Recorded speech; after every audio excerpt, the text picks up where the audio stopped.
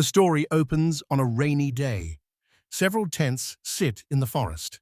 A man steps out of one and curses the cold. He said it was bad and rain fell hard.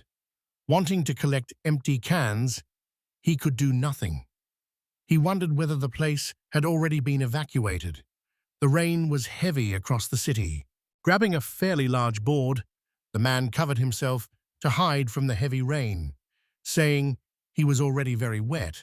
Then he pleaded with the fierce thunderstorm for a break and was struck by lightning instantly. His cat flew off and landed on the floor. Passers-by rushed over to ask if he was okay and shouted for someone to call an ambulance immediately. He couldn't move. He knew he couldn't be saved. His thoughts grew muddled and his vision dimmed. His last thought was wanting to eat salmon sashimi one more time, then everything went dark. Opening his eyes to a brick ceiling, he hit something hard and gasped as pain registered, then tried to figure out where he had landed by staring at his hands. The man had no idea why he was there, because he couldn't remember anything. So he looked around, tried to steady himself, and searched his memory for what had happened. Leaning against the wall, he sifted through his memories and remembered he was Tanaka Shinichi, 56 years old, and had lived on the streets for about 10 years. The last thing he remembered was being struck by lightning in Shibuya, and he smiled, saying he had done well after all. Struck by lightning, he had no idea why he was still alive, or why he felt unharmed and as full of energy as in his youth. He clenched his fist, convinced it was impossible unless he had been reborn, and went pale at the thought. Assuming it could be translated, Tanaka looked around, unsure where he was. The place felt like a labyrinth. He suddenly realized he was very hungry. A soft squeak sounded right in front of him.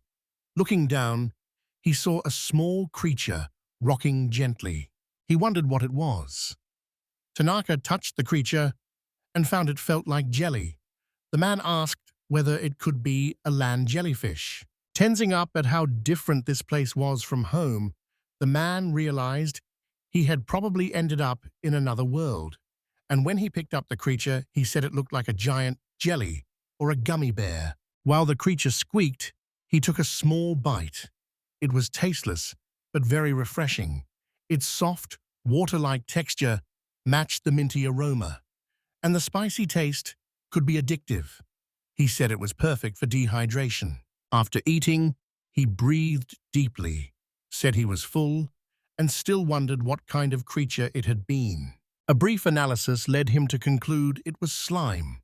The strange inscription surprised him and made him wonder if the creature was called slime. Shinichi waved it off and began to think what kind of analysis this was, when another similar window appeared showing his name, Shinichi Tanaka, and his age in this world, 25. Belonging to a homeless race and without any magic, he did not understand what that status meant.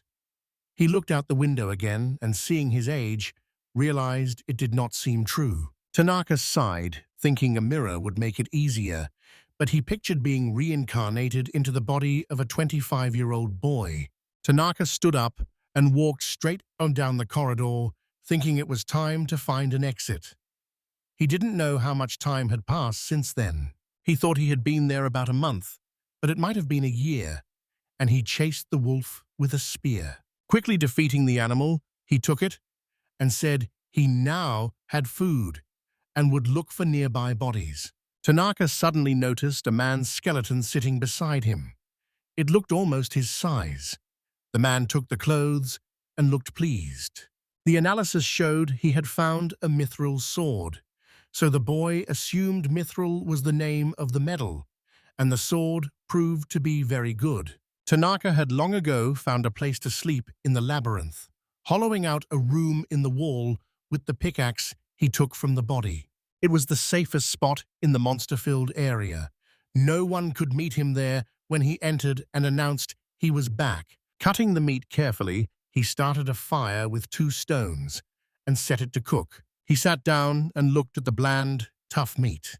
For now, it would fill him and keep him alive. He opened the window and decided to check the status again since he didn't feel any change. It surprised him that the homeless formed a whole race.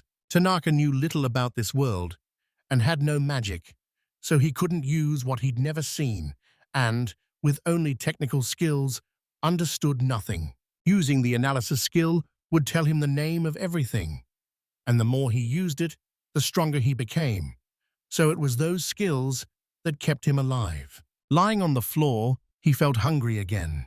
The food had not been enough, and images of different foods appeared in his head, one after another. Later, he saw beautiful women offering a variety of delicious food, and he grew hungry. Sitting up, he wondered what he was doing and decided to give himself a massage. So he took off his shoes and began massaging his foot. Exhausted, his legs felt like a homeless person's, and then a notification appeared saying he had learned the skill Pain Point, which made him very happy. He's seen this message only 3 times, the first while detecting guest ops, the second during leg power, and by repeating the action, he can gain the skill. Constantly avoiding enemies gives him guest op detection. Running strengthens his legs, and massaging them reveals a pain point. Eagerly, he activated his new skill and ordered him to show his power. Suddenly, several dots appeared on his leg. Surprised, he couldn't tell if he'd pressed anything. Only dots appeared. Then a sudden, intense pain ran through his entire leg, and he screamed. Rolling on the floor while clutching his leg, he suddenly felt even more tired than usual. Using it on an enemy would paralyze them for 60 seconds. Tanaka sat down and decided it was a useless skill. It would be hard to beat anyone with this, he realized. Although he had never lost to the local monsters, 2 of them were stronger than him. This zone's huge, ferocious boss was a humanoid monster. Tanaka decided to call it Jack.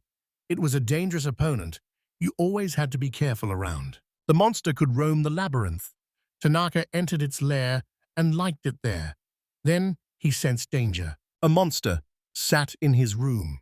It was Jack, missing his left eye. Tanaka panicked because the monster had found this place after all. Deciding to slip away before anyone noticed, he stepped on a blunt object that made a loud noise. Jack stood up and shouted.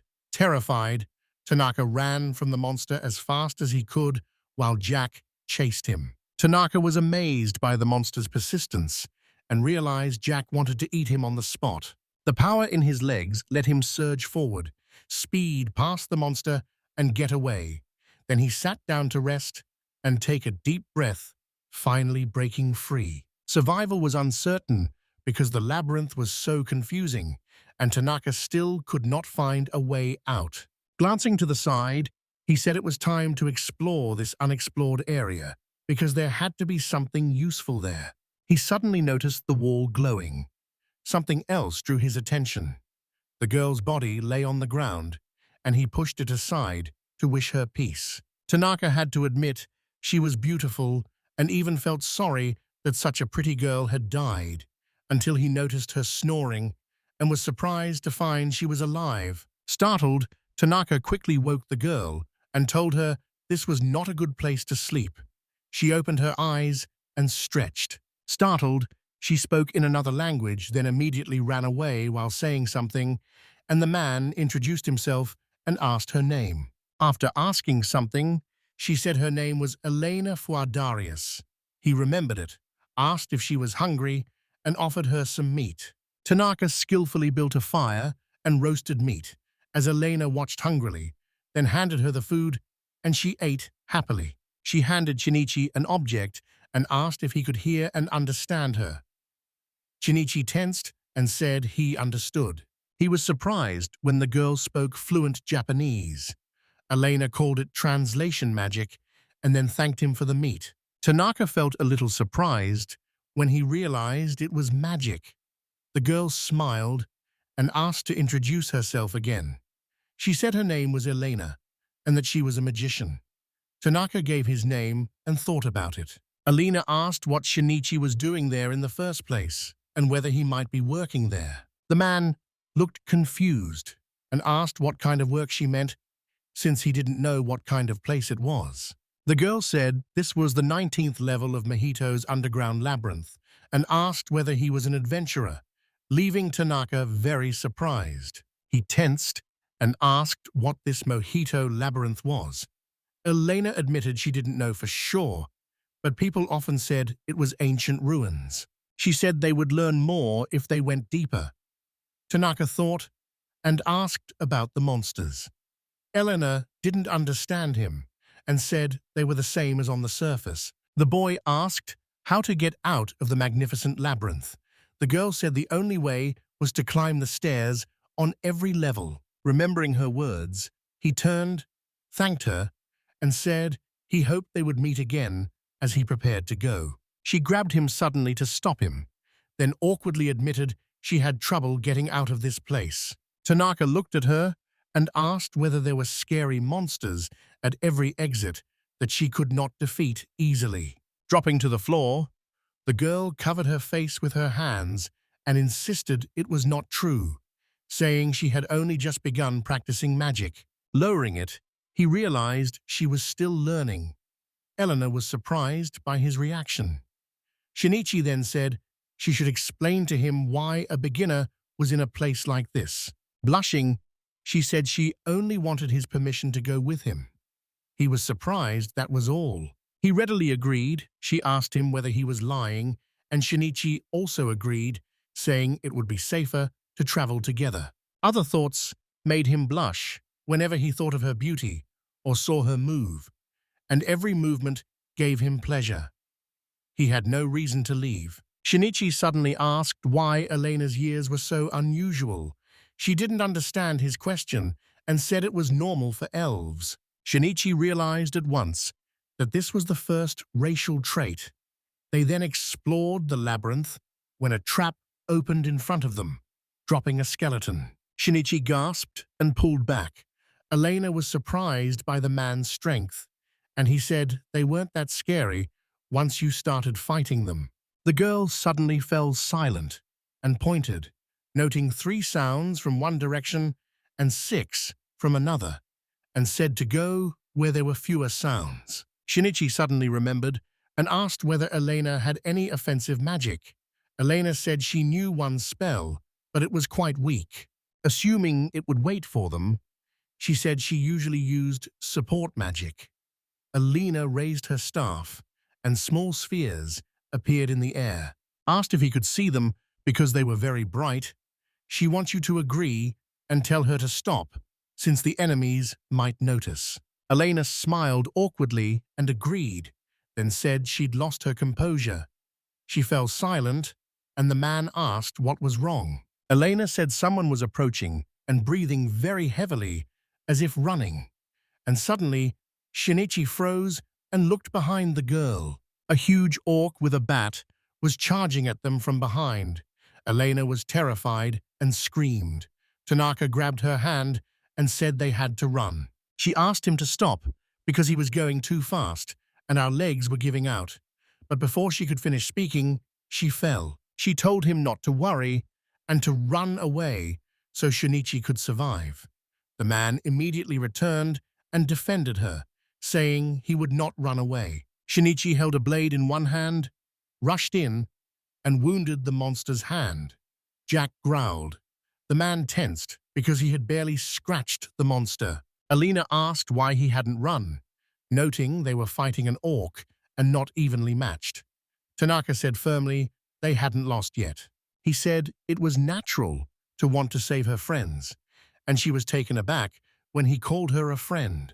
Tanaka quickly asked if he could count on her help, and she agreed at once, assuring him he could rely on her. Elena raised her staff and sent an electric paralysis at Jack. The monster screeched, and she said the monster was stunned, and it was the best time to attack Tanaka. The boy lunged, convinced this was his chance to finish him in one blow, but the monster slammed Shinichi into the wall with a loud screech. The man rolled back and realized it wasn't very effective. Meanwhile, the monster slowly approached Elena. Elena panicked and called Shinichi, but the orc suddenly grabbed her and pulled her toward him, and she screamed.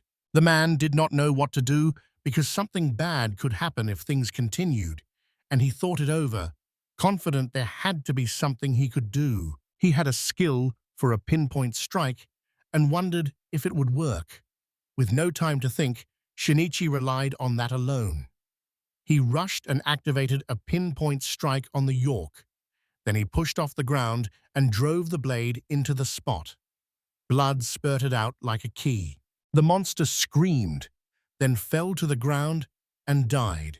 Tanaka realized he couldn't move his arm, which would make killing the other monsters difficult. The pinpoint strike's effect also faded quickly, so he turned to Elena and told her they had no choice but to run. She agreed, and they ran through the labyrinth together as the girl said she could hear water beneath them and suggested they check it out. Regret gnawed at him for not getting the girl to the surface, but she reassured him they would be fine and would escape someday, and for now, the priority was to put as much distance as possible before the orc woke. After traveling for a while along the road and through the labyrinth, they emerged into an open area with many large water sources. Tanaka crouched, cupped water in his hands, and drank.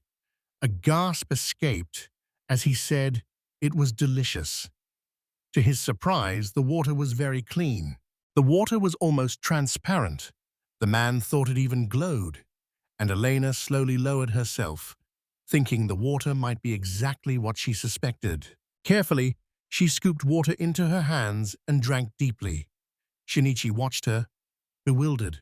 The girl gasped, lifted her staff to summon a burst of flame, and when it did nothing, she suspected she had not drunk enough. Elena insisted it was definitely her, and had no doubt, and Tanaka shouted at her to calm down, saying she had probably had too much to drink. She started asking him to let her go, saying the water would make her a great sorceress and teach her many spells. Elena explained this was the so-called holy water, a mystical liquid that keeps monsters at bay and bestows various blessings. Tanaka was puzzled by the information and doubted the magical water, so he ran tests and confirmed it was holy water with a huge amount of magical power. After analyzing, he quickly read the explanation and realized it had appeared because his analysis skill had grown stronger and reached the intermediate level. Shinichi said he still felt the water was special,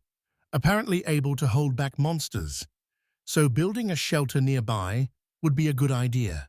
He told the upset girl it was time to leave.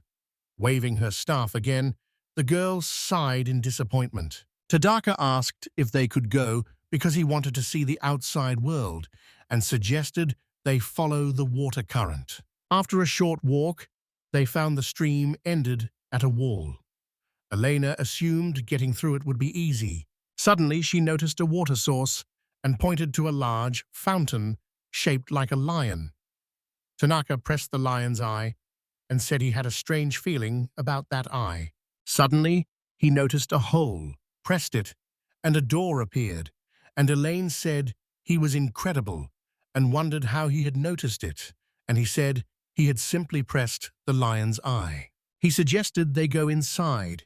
They were amazed to find a pleasant room. Elena was happy and said she had never dared to imagine such a place could exist in the giant labyrinth of Mojito. She asked if it was a dream. Shinichi looked in the mirror and saw he looked exactly as he had in the distant past. The status menu had said he'd been rejuvenated, and now it was true. Rejuvenated and unchanged, he had already died once and come back the same. A miracle that made Shinichi worry about him. Smiling, Shinichi did not know why, but he had been given a new life and felt happy about his rebirth. Elena was fast asleep on the couch while Shinichi looked around the house and suddenly noticed a device that looked like a stove. Rather than relying on gas-burning mechanics, it cooks with magic. He is very hungry and needs to cook a delicious meal. Elena woke suddenly and said it smelled delicious there. Shinichi said she had woken up just in time for lunch. After asking whether it was jerky soup and requesting a taste, she said it was disgusting. She suspected he was eating the same thing and doubted his taste buds. He insisted meat couldn't be that bad. He suddenly understood and said it needed to be salty and warned that adding more would be unhealthy. She agreed he was right, but said that was not what she meant. Elena loudly asked why he was only cooking meat, said he had no right to call it cooking since it was just broth, and told him to step aside and let her cook the food. After grinding the spices, she poured them into the broth. Next, she chopped the vegetables and set them to boil. A while later, she made a soup of dried meat and vegetables. He tasted the dish carefully and was genuinely amazed as the salt lightly coated his tongue. Spicy black pepper joined it and left a pleasant aftertaste, while the vegetables lifted the flavor to a new level. He understood what cooking meant and felt genuinely happy. Elena asked what was wrong with his face and whether he was really okay. He said everything was great, praised the food as he kept eating, and then asked for more. The girl said there was no more. They only had 4 portions, and that was enough. He was surprised when he realized they had eaten everything. Elena said that if you liked the soup that much, she could make more. He was surprised and asked whether she was serious. Elena asked him not to grab her shoulders because he was too close, then lay down on the sofa, thinking about what problems he had and wanting to get some sleep. Shinichi realized his immediate goal was to escape the dungeon, and his main goal was to secure a peaceful life. So to survive in this parallel universe, he had to figure out what to do once he left. Springing to his feet, he clenched his fist as his body felt lighter, then noticed huge new muscles and asked Elena what she thought. He felt very happy. Elena jumped up and asked why he was shouting, saying she couldn't sleep because of him. She sighed and asked what he was doing in front of the mirror. He explained they were blows of joy. He asked her to look at how much weight he'd gained, and she said he shouldn't show her. And when Elena told him to put on some clothes, she suddenly noticed she had grown too. Shinichi guessed it might be the effect of the holy water and suspected the water was transferring past experiences into the body. The boy defeated the orc, which may explain why he is bigger than Elena. He agreed, and the girl sat back down and said this was the result she had hoped for. It was not so bad, and Shinichi assumed their status had changed too, so he ran an analysis on Elena that showed she was a 19-year-old elf. The Freya family's second daughter struggles to learn magic. He was surprised she was only 19. She said she wanted to live here and asked if anyone had lived here before them. Shinichi said they would have to figure that out later. He couldn't understand why there was no bathroom or bedroom, so he guessed and moved the closet. A second secret door opened behind him, surprising Elena, and the man said a secret door inside a secret room meant someone was living there and hiding very well. It baffled him that anyone would choose to live in this dangerous 20-story labyrinth. The reason was a complete mystery. Elena stood there, admiring a bed. There was a toilet that actually worked. They found a storage room too. The girl said this is the reason why the secret house belongs to Moore. Flipping through his notes, Shinichi suddenly spotted something interesting, laughed loudly, dismissed it as a joke, and realized he had found a real map of the labyrinth. Elena was shocked by Shinichi's sudden change in mood and asked what was wrong with him. Shinichi smiled and said he had found a map of the labyrinth that would get them to the surface. The girl said she already understood and he could step back. He looked surprised and asked what was wrong, since she had clearly blushed. She then asked who it was because of. They resumed exploring the labyrinth, and Shinichi quickly handled the light monsters and cleared the traps. Then, he asked whether a field really existed on the 21st floor. She confirmed it, saying there was no mistake. If they win there, they might run out of food. Moore was clearly self-sufficient, so they'll have to keep looking. Suddenly, While they were on their way, Elena curiously asked the man where he was from, and noticed he spoke a different language and knew very little about the area. Shinichi said confidently that he was from a place she likely had never heard of. Elena was a little surprised to learn she didn't know that. She smiled, said it sounded very interesting, and added that she works as an adventurer. The girl earns rewards for killing monsters and demons, but she still works as a freelance adventurer who specializes in carrying luggage. Smiling, Shinichi said that if no qualifications or skills were required, becoming an adventurer would be a very good idea. Elena smiled and suggested the boy join forces, saying Shinichi could fight hand-to-hand while she supported him with long-range attacks.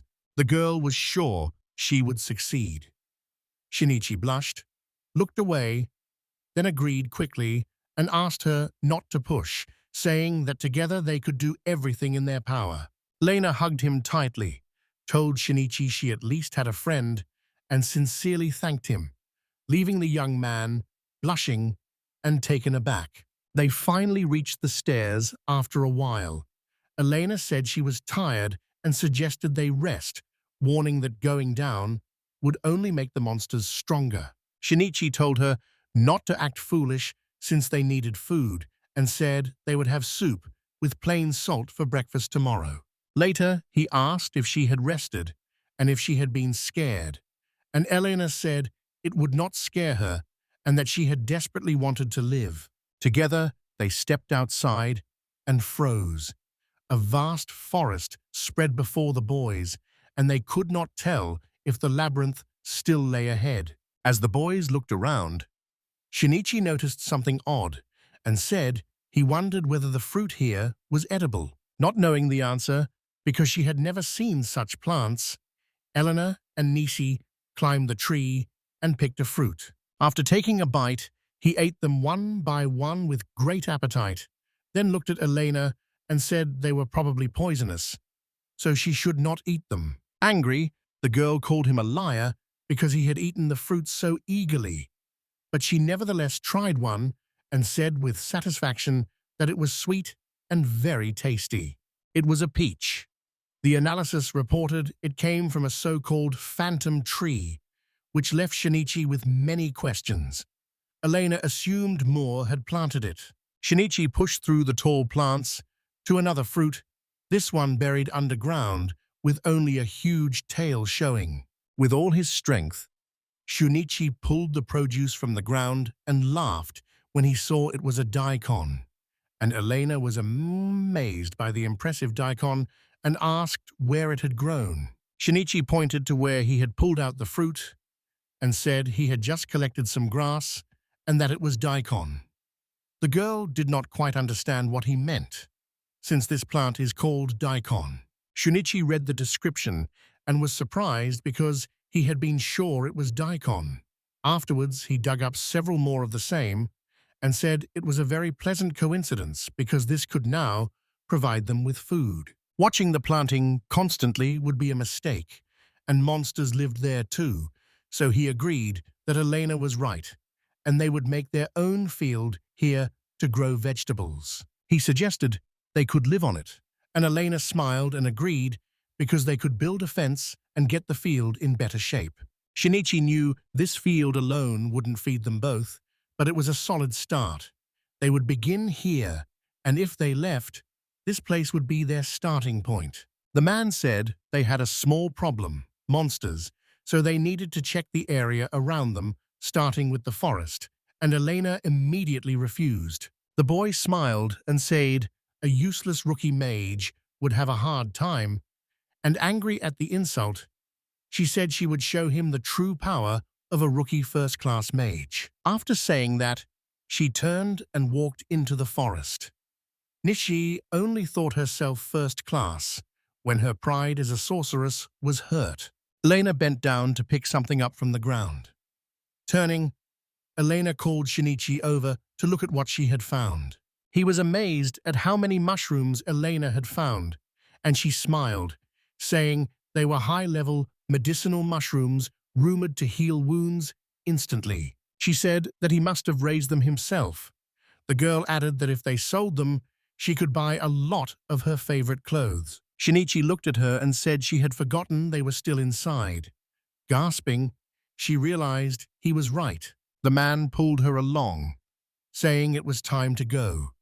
Tears filled her eyes as she looked at her healing mushrooms. They saw an enormous tree.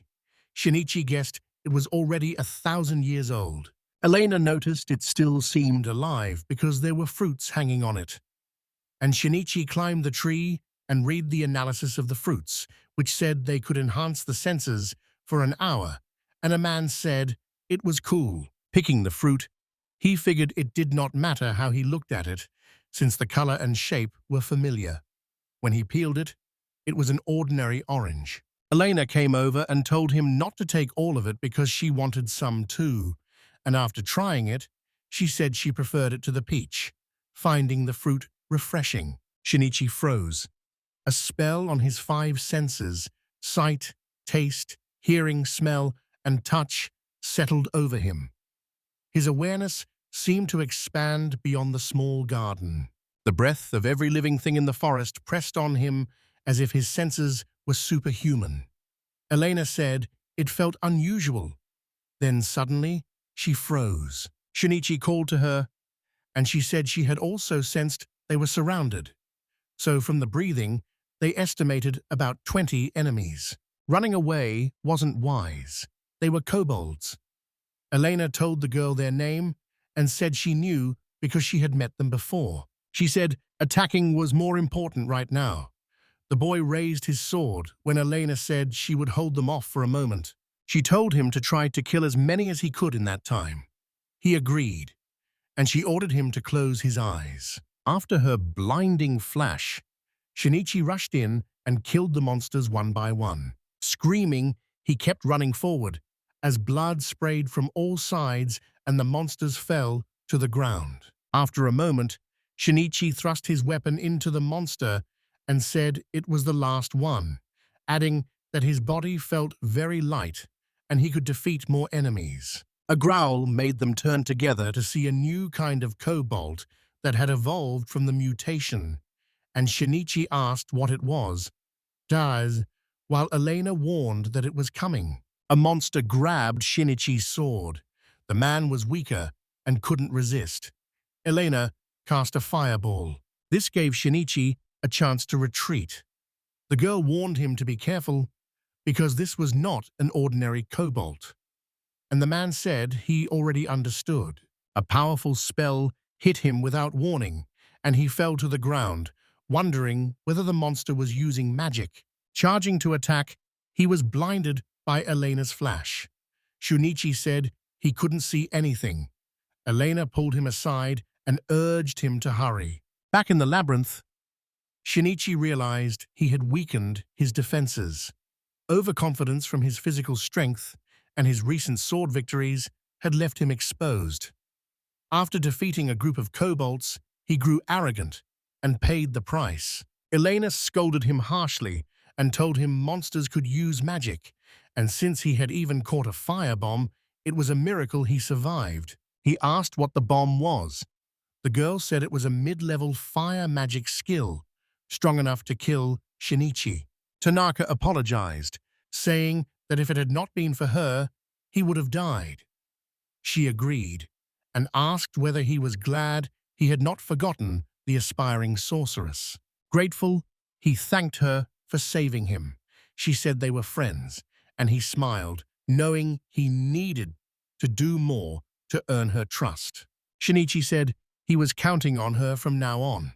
When she asked why, Elena said she was looking forward to working together. Remembering a healing mushroom, she put it in the man's mouth.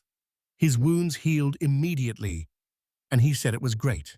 Elena agreed and said she hoped to sell them to buy clothes, but until they got out, she would have to use them. The boy leaned against the wall and said they'd had enough adventures for today and should go back to the secret house. Suddenly, the wall behind him turned around. Elena caught him and flew after him. When he called, she used lightning magic.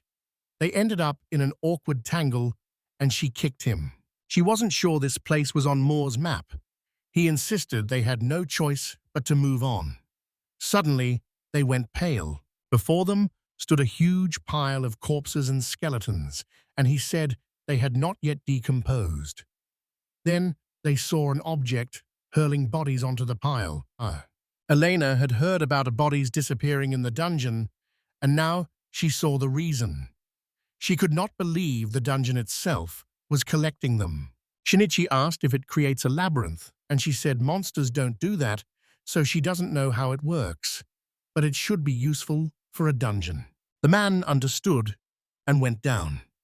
Elena asked what he was doing, and he said it was a kind of cleaning because there were many useful things on them. She warned him not to touch anything or rob the dead because it would be a disgrace, and he said they would take a few things. He said the bodies even smiled and allowed them.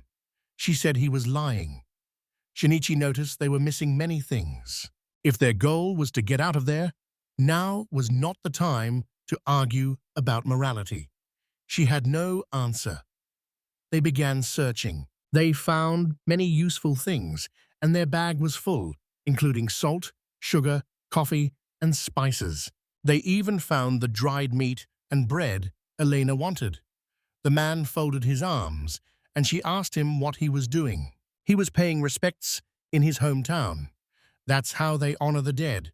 She said she would go after him. Accepting the deceased's property quietly, they did not want to disturb their rest and are deeply grateful for the help that lets them survive. Elena said she was tired and hungry, so they should hurry home. Shinichi thought they could call that place now. Shinichi felt the warmth of a very distant past. The dark-haired girl told the child to hurry because they were late, and he agreed. The girl kissed Shinichi, and since she was unusually forward, he asked what was wrong and whether she was the one who had scolded him today. She insulted him and said he would not see them for 3 days. He remembered that he and the child were going to visit her parents. Sorry he couldn't go because of work. He asked her to convey his apologies, and she agreed, noting there was lunch in the refrigerator. She reminded him to close the door. The boy approached Shinichi, and the man warned him not to bother his mother. He smiled and nodded in agreement. The man said he was the child's real father and that the child could call him Dad. The child called him Shinichi. The girl asked Naoki what he was doing because they had no time, and they said goodbye to Shinichi on a winter day when the boy was 35 years old. Another day, typical for the Tanaka family. At the hospital, he thought it was a lie and that they were wrong, and he hoped that was true. Entering the room, he saw bodies covered with cloth. Nichi called Miyuki. The girl said they had been in a car accident and were dead by the time they reached the hospital. Shinichi felt his world collapse. Lying on the bed, his face remained stern. He got up and began building a fence. The man said everything was ready. Luckily, they found a hammer and a saw in the house storeroom, and they were even more grateful. Elena screamed for Shinichi to help as chickens chased her, and he realized how helpless she was. After he quickly killed the animals, and she thanked him, Shinichi asked why they had attacked, and the girl said they had a nest near a peach tree. He told her to work instead of stealing. When he said he was very hungry, she asked him to wait while she cooked breakfast. He said he was sorry for making her. While she cooked, he thought about picking herbs. They'd learned a few things this week.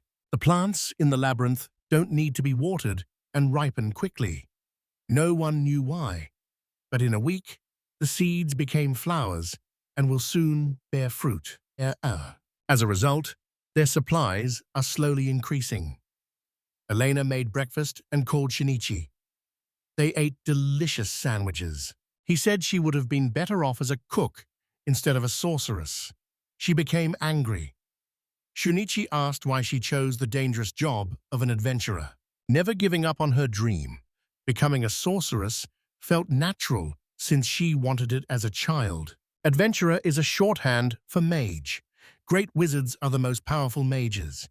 He asked if she wanted her name and power known to the world. She said she had more faith in him as a partner, but he was already worried about the responsibility. She said the place was comfortable and suggested they go on a picnic sometime. He said they had one every day. She explained she did not mean the plantation, but the chance to go out into the field to relax and eat.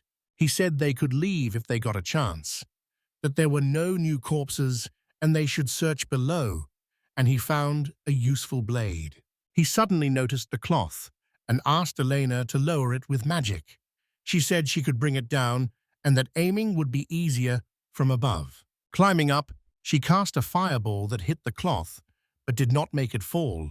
He asked why, and when she tried again, it still did not work. The magic is gone. She said it was impossible. Some equipment reduces damage, but does not eliminate it. He began throwing things at her to pull the fabric off, and she asked him why. Then he suddenly hit Elena with something, and she became angry. He tossed another object and struck it. It was a robe Shinichi couldn't analyze. The system said its owner was dead. The system asked Shinichi if he wanted to take it. Shinichi agreed and said he'd gotten an incredible item. Elena asked what it was. Then she said it was a magical object she had never heard of, and he asked what it was. She explained that these were items created by wizards, the term they used for unusual objects like the slab from the secret house. He called it cool, while Elena said he had no sense of taste. At home, she tried using a firebomb, but it failed. Even now, she couldn't cast mid-level spells, and she doubted she'd ever stop being a beginner. He told her to calm down, saying the important thing was she was trying to practice on him. She said that while she was showering, he had been peeking. He promised to use her as target practice whenever he wanted. Then he asked if they should go to the forest. She said she wasn't opposed to exploring, but wasn't going to fight that kobold. And he told her not to worry since he'd learned new skills. He had a couple of secret weapons ready and felt sure he would not lose. Elena asked what kind of weapons they were. There was a temple near the forest that they had to find. Shinichi was clearing tall grass with his sword. The girl asked him how he did it. He said it was his secret weapon, the magic sword technique. He worked carefully on it, and after a few days, he succeeded, making a hole in the sword's handle and placing a magic stone inside. The air stone is in place now, but he could switch it to a different element. She said the magic weapon is hard to make, and a beginner could not do it in 2 days. Shinichi did, which shocked Elena, and he warned that they were on the border of kobold territory and had to be careful. She said there were still many mushrooms there. Shinichi picked a red one and tasted it, then said his tongue tingled a little. Elena showed a bunch of mushrooms she had picked. The man asked if they could make stewed mushrooms, and she said they needed to pick more herbs. The boy found an imogen, a wormwood, and they also found uranbi, a bracken. Nietzsche told them to put the wormwood in salted boiling water for a minute, then remove the rest. Free the bracket of hairs, sprinkle it with wood ash and salt. Put it in water, and when it sinks to the bottom, let it cool, then eat it. His grandparents in the mountains taught him this. They often showed him how to cook wild plants, and on his way home, he would kill chickens and rabbits for meat. Elena suddenly heard a noise. It was a kobold and a child. They ran toward the sound.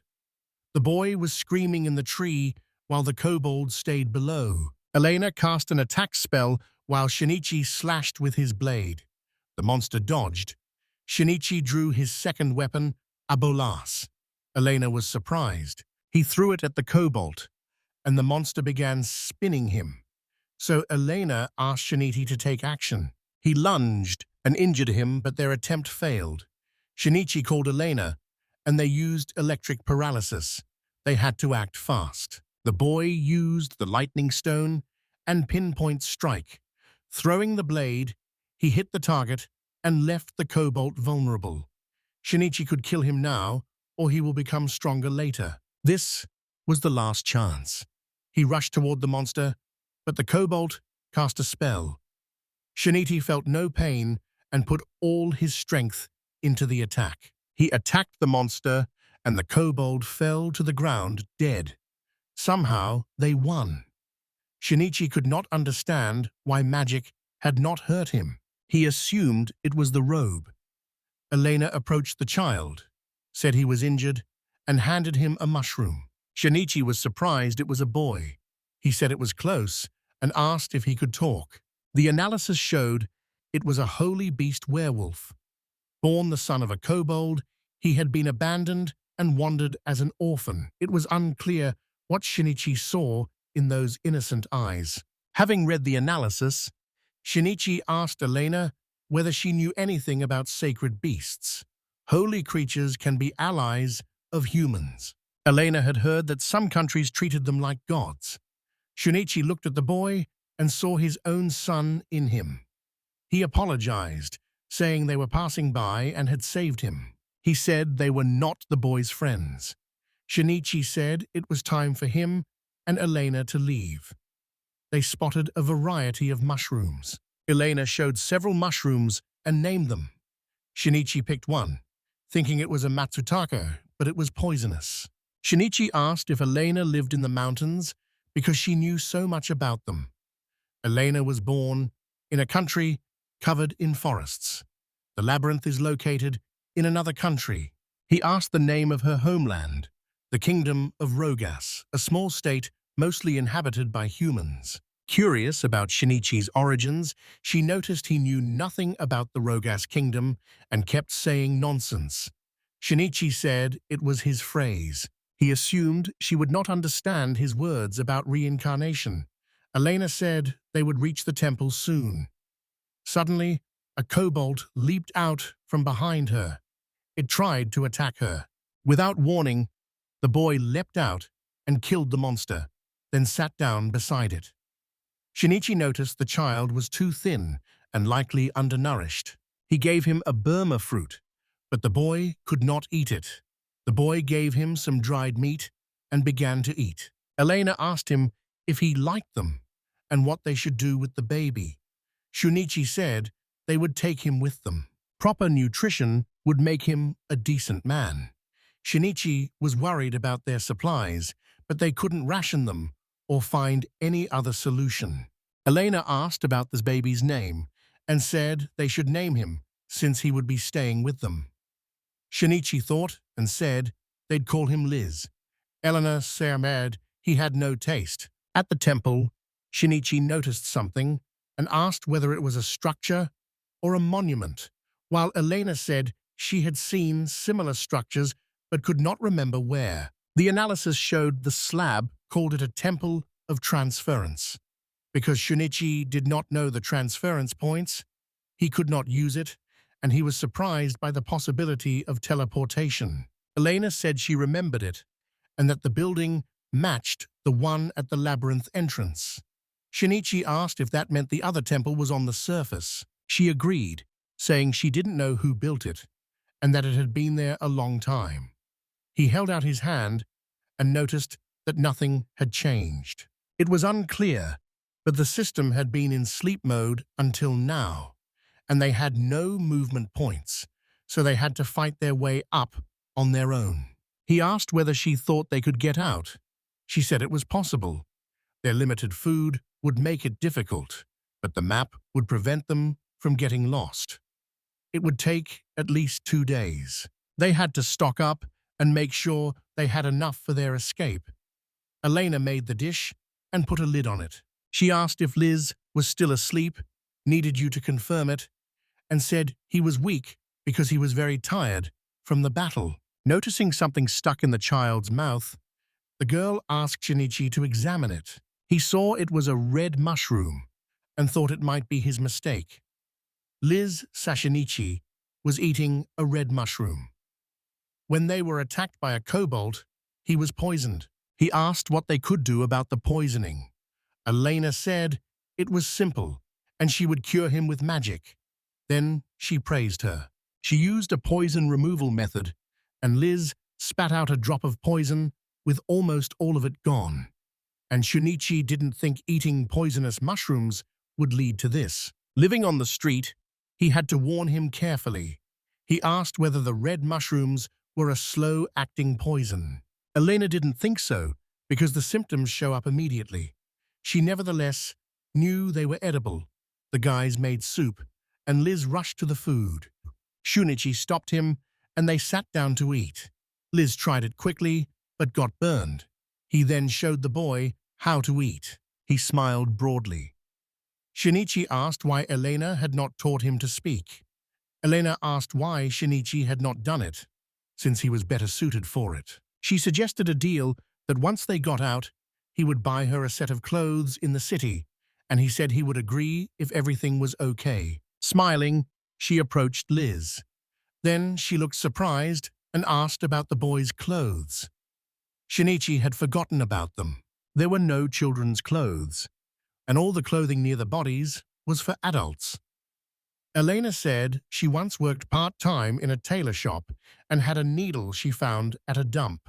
Elena sewed the outfit on the spot, and soon the boy wore clothes that fit him perfectly, but she did not know how to make shoes. Shinichi said they could look for small shoes at the dump.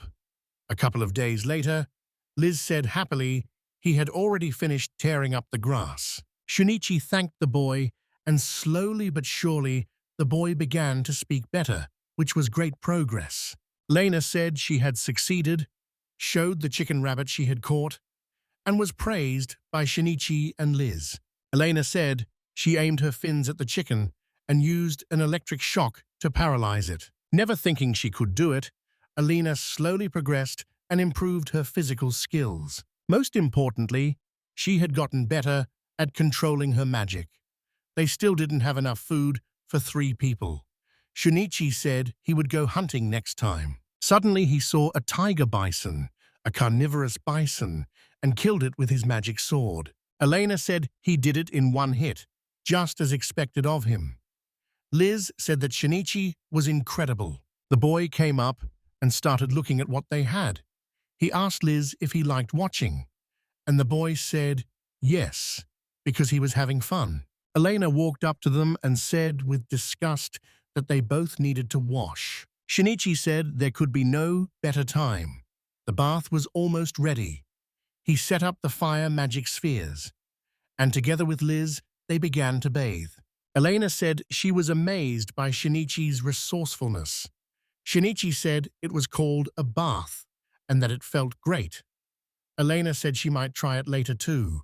Liz splashed Shinichi with water, and then they began splashing each other. After a while, they packed up their gear and got ready to go out. 2 months after Shinichi's rebirth, it was finally time to head to the surface, and Elena said they would have to go through nearly 20 floors. Shinichi agreed, and Liz asked what the surface was like. Elena said it was a vast, bright space. There are many living creatures and mountains of delicious food. Liz was happy and said he wanted to eat meat. Shinichi said he wanted to look at meat dishes. They were almost at the 19th floor. He told the others to eat a bama fruit. The boys went in and noticed it was too quiet. Liz suddenly saw something approaching. It was the wolves. He said he could handle it and told the boys to leave the monsters to him. Liz quickly and deftly defeated the monsters one by one until none were left. The boys were surprised and said Liz had the strength of 100 men. Shinichi asked whether they were on the right track. The girl insisted Moore's map could not be wrong. Suddenly, Liz screamed. An orc with a pig's head stood in the corridor, and it was Jack shouting as he walked toward the guys. Elena mentioned the 19th floor. Shinichi said he hadn't seen Jack for a long time, asked the others to stand behind him, and stepped forward. Jack picked up the bat and moved to attack. Shinichi pushed off with his legs and immediately appeared behind the monster, then swung his sword and killed it. Elena said it was incredible. Liz agreed. Shinichi thought the once formidable opponent was no longer a threat and told the others they should go up the stairs now. Shinichi cut off a small piece of meat and Elena ran up to ask what he was doing. As he quickly cut another piece, he asked what she meant. Elena said, "An orc is not food," noting that he did not eat a kobold, so humanoid monsters should not be eaten either. Shinichi said he did not eat them because he loves dogs. He would take far more pleasure in eating an orc.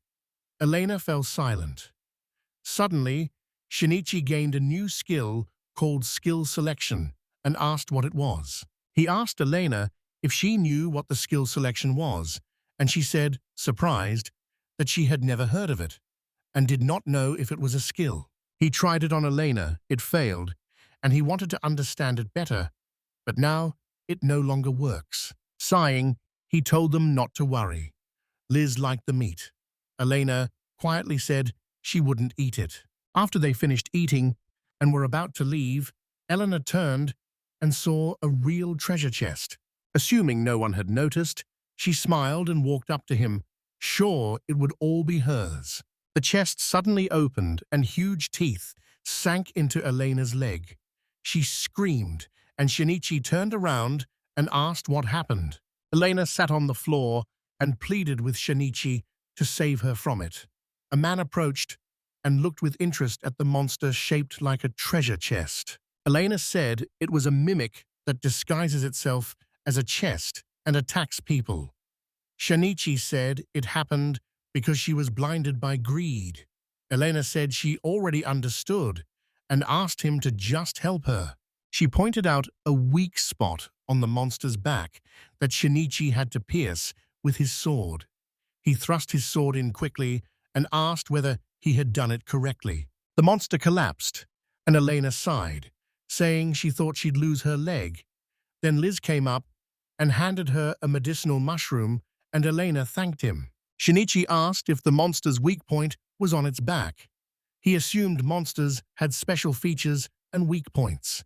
Elena remembered and asked if Shinichi had tried that skill on monsters. The guy said he hadn't tried it yet. Elena noticed she was injured. Shinichi used the new skill on the monster and realized he could take the skill he wanted from Mimic. He froze, thinking he had been very stupid. Exactly as said, it selects a skill for him, but the target must be dead, so it didn't work on Elena. He called the skill amazing because it let him absorb abilities from corpses. Elena was stunned. She said it was against the rules and called him a criminal. He had expected that, so he said it would be their secret. He went downstairs, and Elena asked what he was doing, so he said he was taking the heart and liver. She asked whether he had ever eaten anything like that, and Shinichi offered her a piece, but she refused. The boys ate theirs, and Elena tried one anyway and found it delicious. On the 19th floor, Shinichi said the scouting skill he acquired through mimicry is very useful. Liz said something scary is coming. The monster chased the three adventurers. Shinichi said they had to do it, and Elena agreed and used electric paralysis. Shinichi attacked, but Erna's magic did nothing. Turning to Elena, he said he needed her help and had to do something with the earth. He swapped the stone and said that if it turned to ice, everything would be fine. The adventurers were surprised by the magical weapon. Shinichi summoned a storm, and Liz attacked the monster afterward. He credited the boy with saving him. The adventurers were amazed by Liz's power. Shinichi switched the stone again and raised his sword, noting it should be effective because the insect had an ice attribute. End turned to the others and asked for their help. Elena threw fireballs at the monster, and Liz hit it on the head. She followed Nietzsche as he plunged his sword into the monster's body and used his signature fire to burn the enemy to the ground. The guys cheerfully said they did it. Elena asked what kind of signature fire that was. He said it was his signature move. Later, she asked him to stop because she had a headache. Shinichi used the skill transfer and realized the new ability would be very useful in battle, leaving the adventurers amazed and saying it was impossible. They managed to defeat such a powerful monster. One of them said the man had good skills. The third girl told her friends there were 4 of them and that they should thank the rescuers. The adventure was over, and they introduced themselves one by one. Mike, the Loris group's leader, was there with Annie and Coco, and Shinichi said they'd made the monster very angry. He believed this monster would chase its prey to the end. Mike said it was his fault because he hit the monster on the head when he saw it. Confident they could win, he lost his sword when it broke. Annie's magic failed because it used the wrong attribute, and Coco couldn't help because she couldn't face those enemies. Mike felt relieved the boys were there. Annie said it was no time to laugh because his sword was broken and they could not get to the surface in that condition. Shinichi suggested they go together because they were going to the same place. Mike asked if that was possible and said they would appreciate it. Shinichi asked Elena why she was hiding. Annie said they knew she was there. Mike asked what would happen if it was not her. She stepped out, and Mike said that despite how she looked, she was still alive. Elena grew angry and suggested banning the word trash. Annie came over and said it was more important to hear Elena explain why she took the assignment without telling the girl. Elena hesitated, saying the reward seemed good and not too dangerous, then asked if that was bad. Annie said it was bad that Elena had been missing for a month, but felt relieved that Elena was safe after being very worried. Elena, calling Annie her sister, surprised Shinichi. He couldn't imagine they were blood relatives and wondered about their relationship. Annie asked whether Elena was the only survivor, admitting they were also looking into the Dawn rat case and wanted to confirm if anyone else had survived. Elena fell silent, then recalled all the horrors she had seen that day. Annie said she understood and would tell the guild that only one person had survived. Amy turned to Mike, asked how much longer he planned to stay on the ground, and ordered him to get up. At that moment, Liz called Shinichi and said it tasted very good. A man tried it too and said it reminded him of crab, which frightened the others. The boys pushed deeper into the labyrinth and had already reached the 5th floor, with Shinichi walking ahead and Elena following. A small spider fell on her chest. She screamed and recoiled. Nietzsche turned around, surprised, and asked what had happened. Elena went pale and froze, loudly saying there was a spider on her chest, and Shinichi came over to look closely at the small insect. Being that close made Elena visibly blush. Shinichi asked whether she was talking about that little spider. Elena put her hand up to protect herself, then hit Shinichi hard in the face, saying he was too close. He was taken aback and took the blow. He didn't check and learned it was a large, poisonous spider that lived in groups. Anyone bitten was injected with paralyzing venom and eaten alive. He sighed and asked what kind of wild person this was. Then they opened the map, and a notification popped up saying danger had been detected nearby. Shinichi drew his sword and told the others to be very careful, explaining that many of the little spider's friends were coming right now. A loud hush fell, and the hallway ahead of the boys went black as a vast swarm of spiders headed straight for them. Annie raised her staff, her expression serious, and quickly used needle rain. One by one, the spiders fell to the ground, but that did not kill them all. At that moment, Shinichi entered the field. Drawing a deep breath, he unleashed his ice breath, instantly freezing the remaining insects to the walls and leaving them motionless.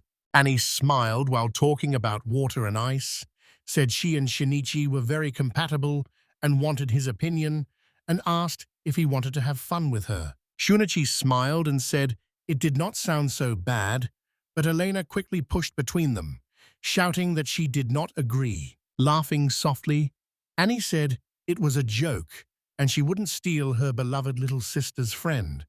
Elena replied sarcastically, took Shinichi's hand, and said she would never give him to anyone. Blushing slightly, the boy looked away, then raised his hand and decided to use the chance to learn some of the spider skills. After reading the report in the menu, he gained the generation and creation skills, raised his hand, quickly spun a web, and felt a little surprised. He turned to Liz and webbed the boy.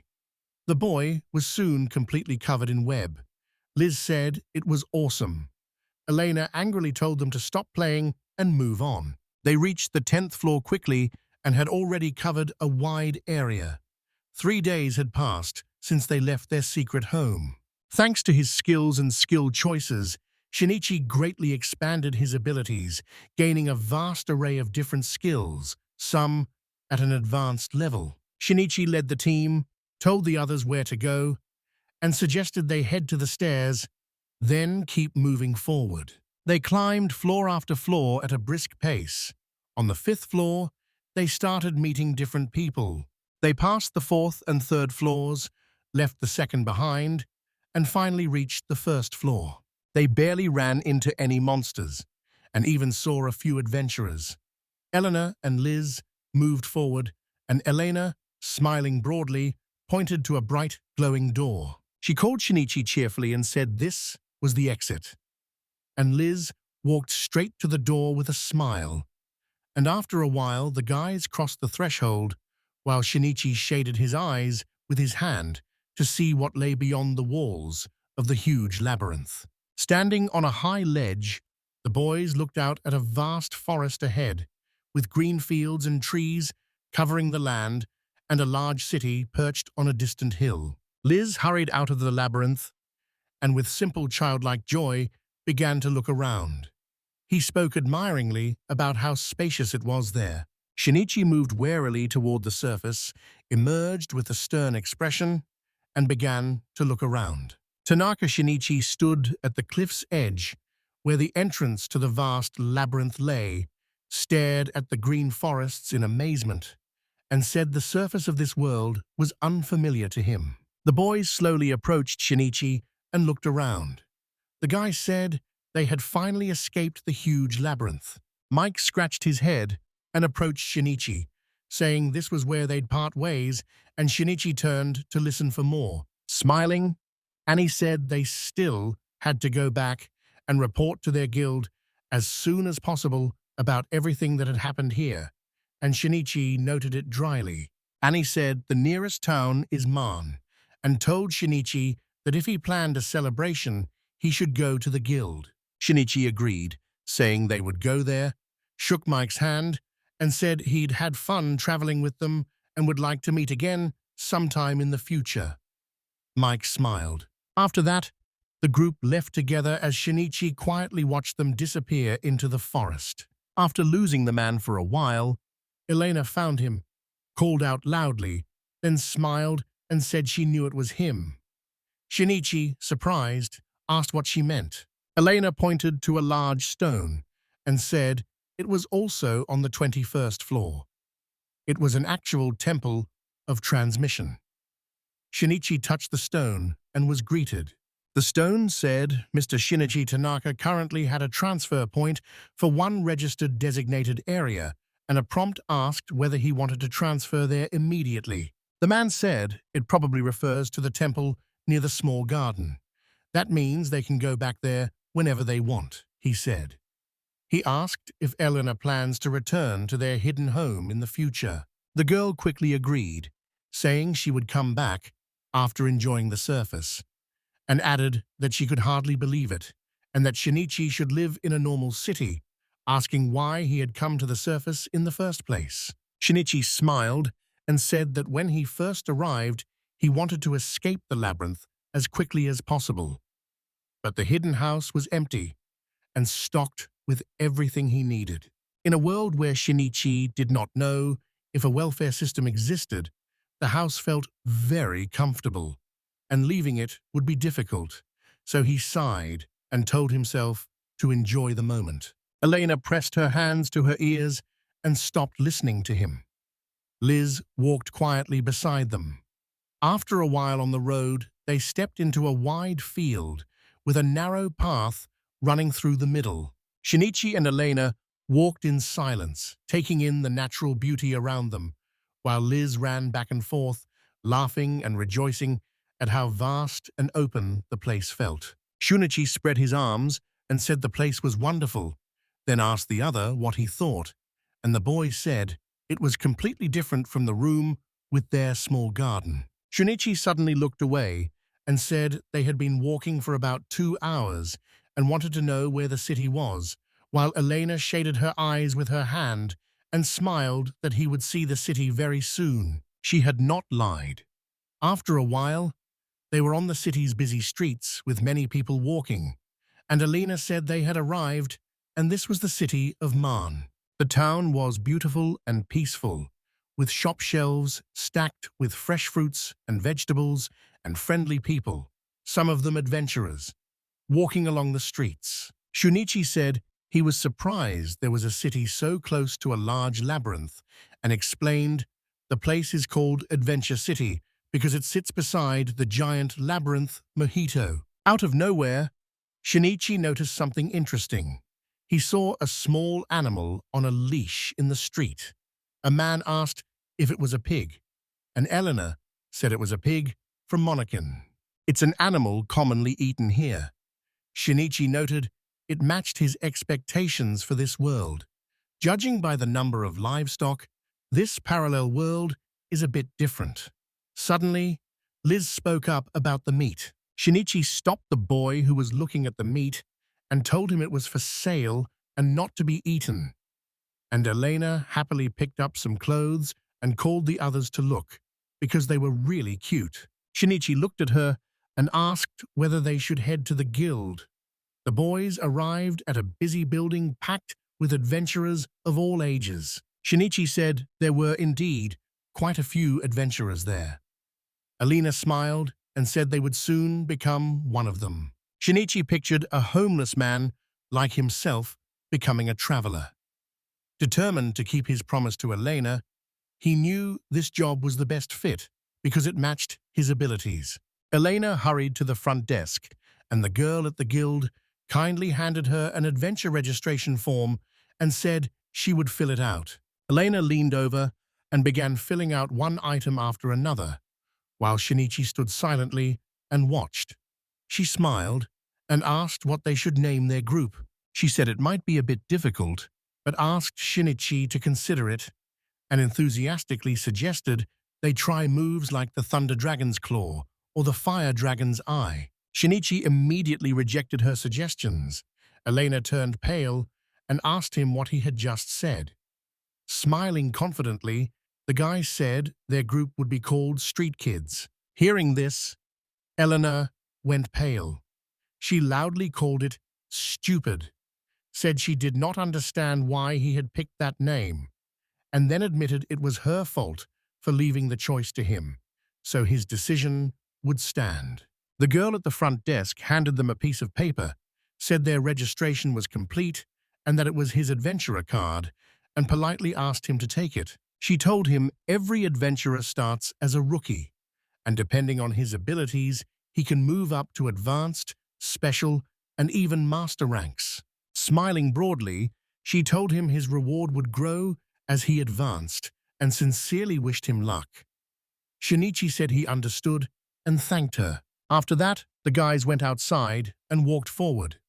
And Elena said happily they were now officially a team, suggested they take on a lot of missions to earn money, then nodded, smiled, and agreed. Suddenly Liz looked shocked, and Shinichi turned to see what had startled the boy.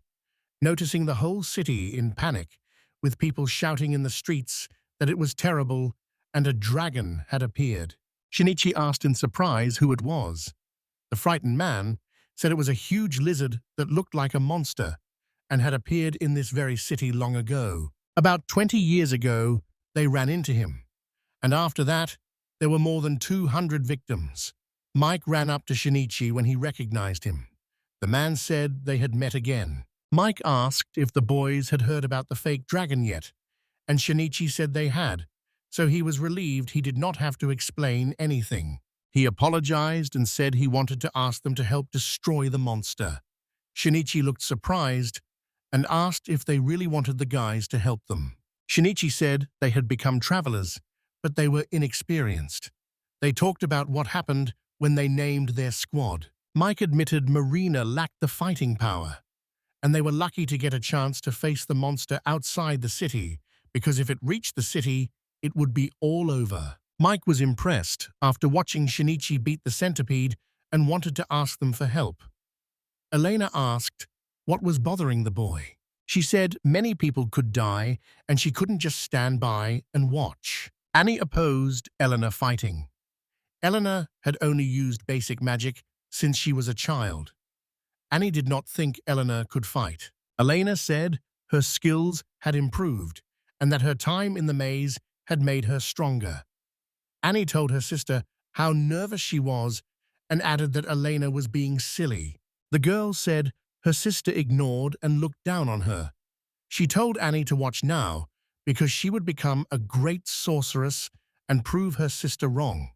Annie said it was time for Elena to admit the truth. She started crying, saying her sister did not understand her feelings, but Shinichi stopped her, told her not to take things so seriously, said they would help destroy the monster, and promised to protect Elena. In return, the homeless would get all the rewards before it cracked. After that, they ran off. Shinichi asked where the dragon was. Elena said it was across from the city and that they had to hurry to the gate. The monster was tearing everything apart, attacking people and battering the walls. The girl held up a guild announcement for all travelers saying the factus dragon had to be eliminated. Whoever defeats the dragon will receive 30 gold coins. Anyone who helps in the fight will also be rewarded, so everyone should take part. The guild was trying to lift everyone's spirits, and Shinichi said that if they were in danger, they should retreat and not do anything that might put them at risk. The boys left, and Shinichi handed them the fruit. He decided to use all his abilities to finish this quickly.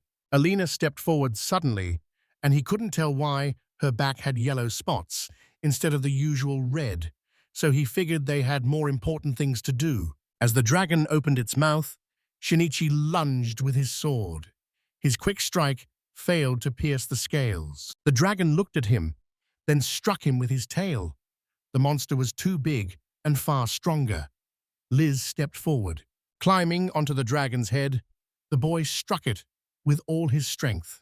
The monster stared at him and then began swinging side to side to try to throw the child off. Shinichi and Elena said they would get him out, and Elena launched a fireball to give the boy a chance to escape. He nodded silently when she immediately asked if he was okay, and Elena noticed the techniques at this level of magic did not work, but she had also become stronger and said she was using more magic that could only be used once. Raising her staff, she called out that she was coming and fired a close-range orb, but the monster hit her with its tail and sent her flying. Shinichi said she had just made him angry for no reason and should use her electric paralysis on him instead.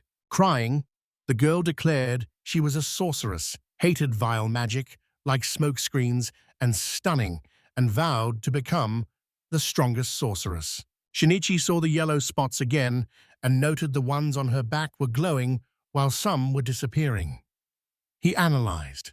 The evaluations said the healing acupuncture point normalizes the flow of magical power, allowing the user to use intermediate and advanced magic.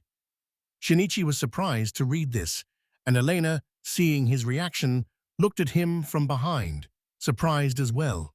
Tanaka didn't know what the healing acupuncture point was, and he looked at the girl and at the menu which said the point could normalize the flow of magical power in someone who was weak.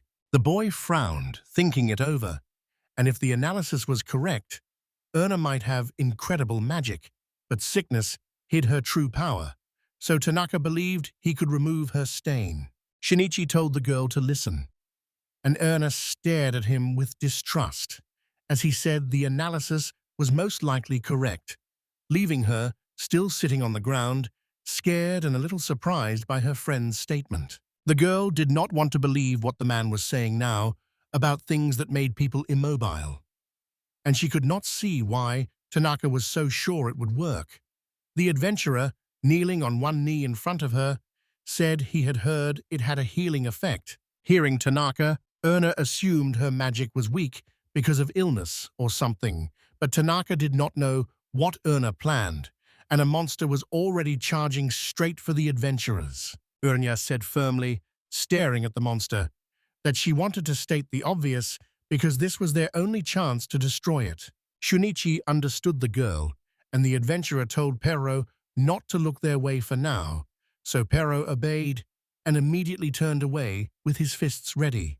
Tanaka examined the girl's back carefully, guessed where the point was, pressed it, and she fell silent, frowned, then cried out in pain. She fell to the ground, placed her palm where the big dot should have been, and began breathing heavily from the sudden pain. Tanaka, worried, asked Erna, who remained motionless on the ground, if she was okay. Turning to Parrot, he saw the monster scream and swing at the boy as the dragon threw Parrot aside, and Parrot managed to cover himself, and the adventurer, seeing how bad things were, said firmly they had to hurry to help the others while keeping his sword ready. The man leaned over the girl lying down and asked whether she could move, and Erna laughed quietly and ominously, smiled oddly, then pushed herself up onto her knees and elbows while still laughing, and Tanaka frowned as he watched the sorceress radiating magic before calling out to his friend in concern. Determined, the elf stared ahead, brows furrowed. She had never felt this much power before, and now she could handle the spell. Tanaka watched the monster as the dragon, still raging and screaming, approached them. He asked if Erna could handle him, and the girl told Shinichi to move back as she rose and faced the beast. She spread her arms and prepared an advanced spell, a flash of flame appearing as she pointed her staff at the dragon, while the boy assumed her hidden magical powers had awakened.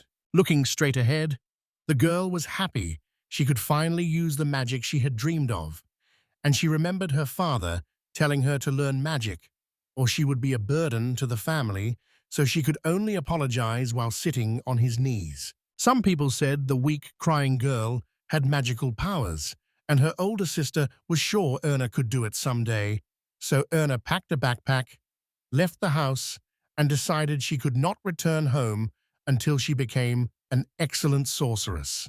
Pausing, she looked sadly at the home she had chosen to leave, brushing away stray tears, and using her powerful magic and a burst of flame, she defeated the monster, which now lay motionless. Erna turned to everyone and said this was the power she'd been looking for, telling them to watch what she could do with it and that the dragon was nothing to her. Amazed by her, Tanaka said the dragon no longer moved, implying Erna had killed it. Shinichi walked to the dragon's body, raised his sword, and decided to deliver the final blow to its head to be completely safe.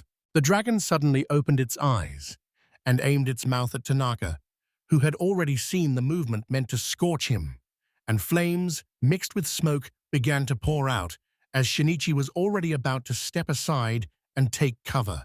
Erna looked at them with determination, moved to help her friend, and used firewall to shield the adventurer from the monster's flames. Tanaka watched as the wall kept the fire from reaching him. Erna explained it was a magic spell called Wall of Flame that absorbed fire attacks, then noticed the dragon still had plenty of energy. Tanaka watched the dragon begin turning to flee the adventurers, while Erna, weapon in hand, said the monster was trying to escape. Tanaka said they had to stop it by spinning the ball on the tip of his sword's hilt. They charged the dragon with determination. The adventurer asked whether Erna had a spell that could stop the dragon. After thinking, the girl suggested using electric paralysis, though it had failed her before, and then proposed a fire chain, adding that her spell might not work against a dragon that large. Tanaka agreed and told the girl to do everything she could to give them a chance to neutralize this dragon. The girl pointed her staff at the monster again and cast Fire Chain, which wrapped around the dragon's body as it screamed and tore free from the clanking chains. Tanaka ran straight at the bound dragon, determined to finish it with a swing of his sword. As he leapt toward the dragon, an electric discharge appeared and struck the monster repeatedly, causing it to scream louder. When he saw it had worked, Tanaka swung his sword with all his strength and attacked the dragon. The chain suddenly snapped, freeing one of the dragon's paws and flinging the adventurer aside. The adventurer rose to their feet and cursed as they watched the dragon struggle and roar, snapping the metal chains. Erna was upset that the dragon managed to break her magical chains. Another person joined them, so Mickey shouted at the lizard to draw the dragon's attention, and the monster turned to the man and immediately began running after him, stomping loudly as he became the lizard's new target. The adventurer glanced at his friend. He smiled and said he had kept Tanaka waiting, then added that he still hoped to get a reward for it. Mickey dodged the dragon's powerful paw and said he could have bought some time for Tanaka. Erna called out, turned, and saw her older sister sitting in front of her younger sister and asking to use a spell. Erna agreed, but warned it would be difficult to use one of these powers again.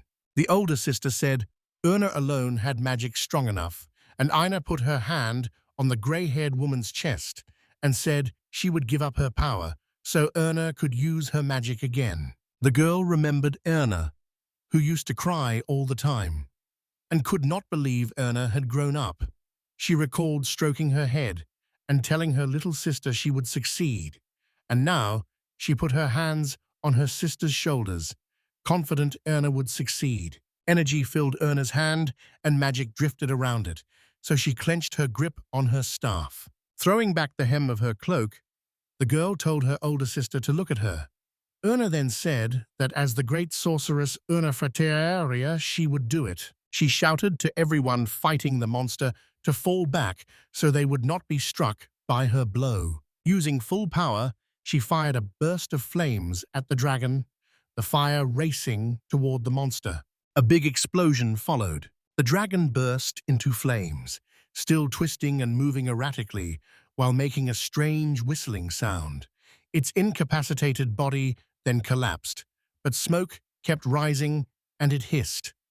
The adventurers watched the defeated dragon with joy. Seeing the power, the older sister realized Erna had outmatched even the best.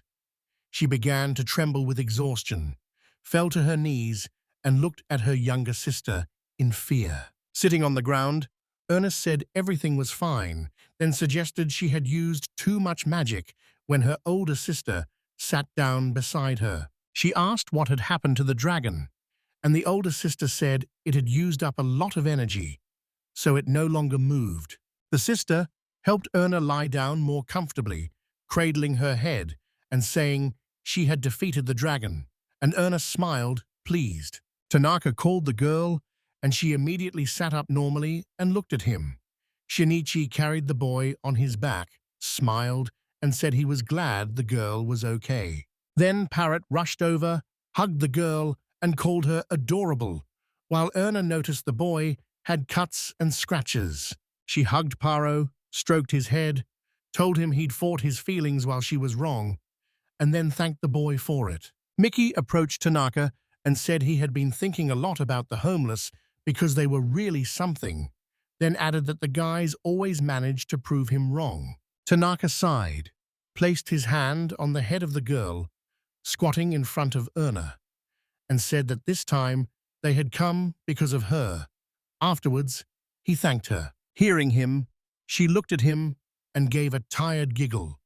Tanaka reached out his hand and asked if they should return to the city, and she agreed, offering her hand in return. She then said that from now on, Shinichi and Paro should call her a great sorceress.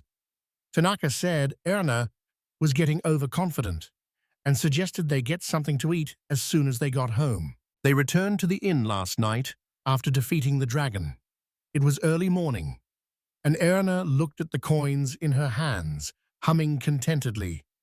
Later, She opened the door loudly, carrying a bag, and asked if Shinichi was awake. The boy told the girl she'd been noisy all morning and should have come in more quietly.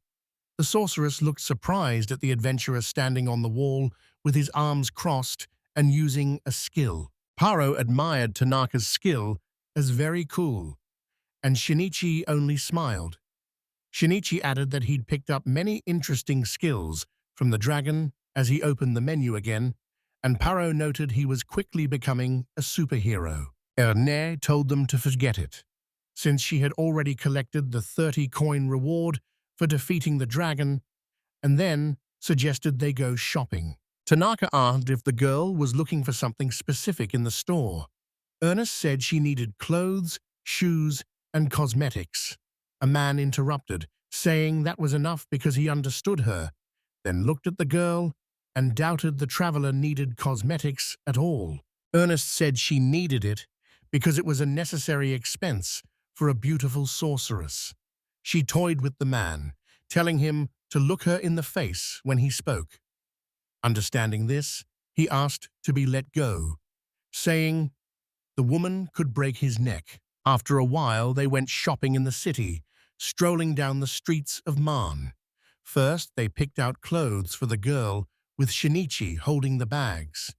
Then they went to another shop, where the adventurer found a few items for himself. Tanaka chuckled softly, surprised to find any familiar spices in this world, and kept smiling as he examined the jars in his hands. Holding the soy sauce and miso, he thought about eating Japanese food with them. Elena frowned at him and asked how long he planned to keep that smile because it looked a little strange. Noticing Pro needed spare clothes too, she asked Shinichi to have the adventurer watch their things while they went shopping for more, and he agreed. Tired, Shinichi slumped onto the bench, draped his arm over the back, and enjoyed a brief rest. Then two people standing nearby, talking, caught his eye, and he realized they were not travelers, but likely knights. The night girl asked him if he was sure Noven had arrived in their city. He said that if the witness was right, Noven should be somewhere in the city. She noted it would be difficult to search such a large place. He agreed, and she suddenly thought of something. They approached Shinichi, called to him, and said they had a question. The boy stared into the night without interest and did not move. The girl nearby watched him seriously, waiting for him to say or do something. Tanaka said with displeasure that she had appeared before him out of the blue, and he noted she was very beautiful but still seemed troublesome. The girl glared at the boy, demanded to know what kind of attitude he had for sitting in front of her while she spoke and showing no respect despite her being a knight. Then she sharply thrust her weapon forward and warned that whatever he did, he would be hurt. The boy said he was Shinichi, homeless, and that the knight was hot-tempered. The girl, a little surprised, cut him off when he tried to say his name again. Angry, she called the man impudent for trying to fool her. A co-worker stepped forward and, calling her Freya, asked her to calm down. After that, the knight politely apologized to Shinichi for disturbing Tanaka. The knight said they were approaching him because they wanted to ask him several questions. Shinichi frowned at the knight, then said he would answer whatever he could. The knight was grateful to the adventurer for his help. Deciding to begin the interrogation, he asked Shinichi if he had heard of a man named Noven or Tanaka, and after a moment, Shinichi said he had not. Freya stepped into the conversation and told the boy it was useless to lie because she had just seen him act strangely, then pointed at him and said Shinichi was scared because he was trying to hide his lie. Listening to her, he thought about his guilt for seeing the war the way Freya did, and honestly admitted he'd been staring at the girl's figure, watching her blush with embarrassment and not believing the adventurer's words. The man realized that despite the armor, he had glanced at her uniform several times. Her figure naturally drew men's glances, and she jumped back, embarrassed and flustered, covering herself with one hand and calling him names. She assumed he was just trying to change the subject, But Shinichi stayed seated and said he didn't know where this Dovon was and that he wouldn't mind if the girl started torturing him for information. Gale told the boy to wait because he had understood what Shinichi meant, and she asked Freya not to be angry with him. The traveler realized he had found someone who now understood what the adventurer was saying. Apologizing to his comrade, the knight asked her not to be angry with Shinichi. Seeing the knight understood him too, the adventurer assumed the boy was also under the ripe fruit's power. Shinichi repeated that he didn't know the man they were looking for, so he couldn't help them. The knight understood the adventurer. Gale said there was no point in interrogating Shinichi any further and thanked the boy for wasting his time on them. Shinichi watched the knights move away to search for another resident to question, and later they returned to him. Apologizing for the wait, Shinichi looked seriously toward the voice. Pero and Erna, holding a new purchase, approached him and asked whether those knights were his acquaintances, and Shinichi rose from the bench and replied that they only had unpleasant questions. The man asked if Pero and Erna had finished shopping, and the girl said she was almost done, so he said it was time to go home. But Erna complained because she wanted to eat something tasty. He didn't know where the fatigue came from, rubbed his eye, and guessed it was from the fight with the dragon, which made him feel sleepy. Then he opened the menu. They said the boy would begin to evolve soon, and once the evolution was complete, he could return to his previous form. Erna asked what had happened to Shinichi. The guide turned to her and said he'd been asked if he wanted to develop, and her loud surprise drew unnecessary attention to their group. After that, passers-by began approaching Shinichi to congratulate him on starting to develop. A second man also congratulated him, and more people arrived, happily looking at Tanaka and thinking it was cool, not believing he would actually start developing. Erna, standing in the crowd, congratulated the man again, clasping her hands in joy because it was such a great moment, and Pero mirrored her, hugging the adventurer. Shinichi frowned, clearly confused, and asked for a full explanation. Erna said evolution was the process by which a being moved up to the next biological class. For example, an elf becoming a high elf and a dwarf becoming a high dwarf. Arena said it was an impressive feat for them, even though nobody knew, and it had become fashionable to become a completely different race. Shinichi scratched his chin, thinking his current race was a homeless person, so he assumed he had changed to a normal race. Then he said the evolution was a good thing, and the girl smiled happily at his confession. Ernest smiled and said that no matter what the man became, the girl had promised she would not leave him, so missing the chance would be pointless, and he agreed because there was nothing to fear and he could just go back to the menu and press the right button. The screen warned that the man might become very sleepy after a while and should lie down in a safe place.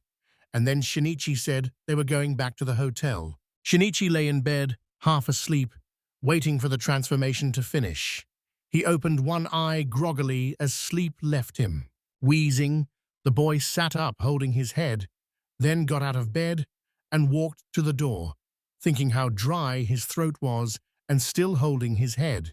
He went outside to the well, drew water, and drank straight from the bucket. After finally pulling away, his thirst was quenched and he breathed deeply. Now, sitting on the grass, he couldn't understand why he'd been so thirsty since all he'd done was sleep. Thinking it might be a side effect of the development, he looked at the trembling water in the bucket. Staring at his reflection, he froze in shock when he realized he had developed a third eye and screamed in fear. Stepping back from the bucket in fear, he thought a monster stared back from his reflection, but he quickly dismissed it. The adventurer tentatively touched his forehead, thinking this might be his evolution, then looked at his reflection again and noticed the third eye's red iris. Shinichi stared at his clenched hands, feeling a real surge of power, and noticing his vision had sharpened, then looked up at the moon and realized that despite the darkness, he could see everything so clearly, it did not feel like night. Noticing his race name had changed to homeless species, he decided to open the menu. Shinichi removed the sign, which began to fade, and although the boy did not fully understand it, he felt much stronger and laughed as he realized it. Amazed by the transformation, Shinichi started waving his arms and legs. Gathering himself, he leapt up to the second floor, and Shinichi was so excited he could not keep still, using his jumps to move through the sleeping city at night and examine everything he passed. He then spotted a girl in an alley who looked to be in trouble, very scared, as 3 men cornered her and threatened her with a knife, telling her to stay still and that no one would get hurt. Seizing the chance, Shinichi climbed onto the roof, crept toward them, and quickly jumped down in front of the bandits. Apologizing for the intrusion, he cracked his knuckles and warned them they would all be his guinea pigs. The girl screamed, clutching her head in panic, convinced the man with a third eye who had joined them was a monster. One of the lawbreakers then lunged at the guy with a knife, shouting at him to get lost. Shinichi caught the knife with just 2 fingers and easily bent the blade. Looking at the attacker, he asked if that was all the attacker had, then waved him over with a beckoning hand. The 3 hooligans could not believe their eyes. It seemed impossible. One of them then said they should leave and get as far away from the place as possible. Shinichi stopped them, immediately swinging his fist to punch one attacker and send him flying, then closed on the second and drove his elbow into the man's face, the impact making a crunching sound. When only the last bandit remained, he pounced, grabbed him by the head, and kneed him in the stomach. Afterwards, the traveler looked at the beaten men, called them pathetic, and thought this could hardly be called training. Turning toward the girl, he warned her it was dangerous to walk alone at night, and only then realized she had fainted, crouched against the wall. Done with help, he ran up the wall and went his own way. Leaping high, he crossed the rooftops to continue his walk around the city, laughing loudly. Time passed, and a new day came, and Shinichi sat at the table with his friends, resting his head on his hands, while Erna assumed he had not slept all night. Lifting his head, he said he had slept a little, and when the sun rose, he remembered being in bed, and added that at least now they knew where the man went at night. Pero eagerly asked the adventurer to show his red eye, and Shinichi agreed. Opening his third eye, he showed it to the boy, who was delighted and said he wanted to develop one too. Shinichi accepted the boy's wish that evolution should come only to good children, so Paro had to listen closely and do everything she could to help Anna, and agreed firmly. Shinichi said it was time to return to the hidden house, and Erna said thoughtfully that staying in Manne wasn't bad for them, but Mickey quickly approached and called out to them. The adventurers asked the anxious boy, clutching something in his hand, what had happened, and the knight then pointed at Shinichi and asked nervously what he had done, but Tanaka did not understand what he meant. Mickey, in a panic, held up a leaflet with Shinichi's face on it, saying that he meant it, and then said there was a wanted poster there saying a maniac had shown up the previous night. Shinichi froze in horror, realizing what his walk the previous night could cause. Elena pressed her palms to her face, unable to understand how this could happen, and the man quickly insisted it was a misunderstanding. Because he had just helped the girl, they knew they would have a hard time living in the city now. He rose abruptly from the table and said they would hide in the hidden house for a while. The girl was surprised they were going back right then. Resolutely, she stood up, without noticing her older sister, tried to stop Erna. But Erna apologized that she would return later, then called out to the boy hurrying away and to Pero to wait for her. Back at the hidden house, where water flowed from two fountains and everything was calm, they sat at the table again and looked at the sheet in the center. Erna frowned at the boy and said she wouldn't do it because he didn't even know how much work his idea would require. Shinichi said he only wanted them to have enough food to live a normal life. Erna then asked why they couldn't just buy everything in the city. Folding his arms across his chest, he said he was firmly against the proposal, and she slapped her palm on the table in displeasure, not understanding why he refused. The girl complained she didn't want to set up a farm where they planned to raise cows and pigs. She took the paper and pointed to the farm plan, noting the land was too wide and that if they had cattle, the pen would have to be small. The adventurer listened, then told the girl again he wanted them to raise cows, pigs, and chickens. Nietzsche said she wanted them to have enough food and that they needed all the space for it. The girl grew angry again and clutched her head, and the man said he had already thought of using the nearby forest trees for lumber to build small gardens. He had already worked out how they would get livestock, planning to make a deal with a professional livestock farmer with a barn to provide cows and pigs. And he added that Shinichi would catch rabbits and chickens to keep in a small garden. Urana gritted her teeth as she listened to the boy's plans and growled. Shinichi smiled, knowing she hated this business, and told her she did not have to help with the construction and that he only wanted her to plan the miniature garden's interior.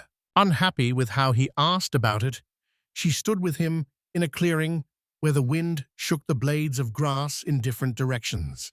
She sat down by the grass and said she did not believe they were going to build a farm here because she could see nothing but grass.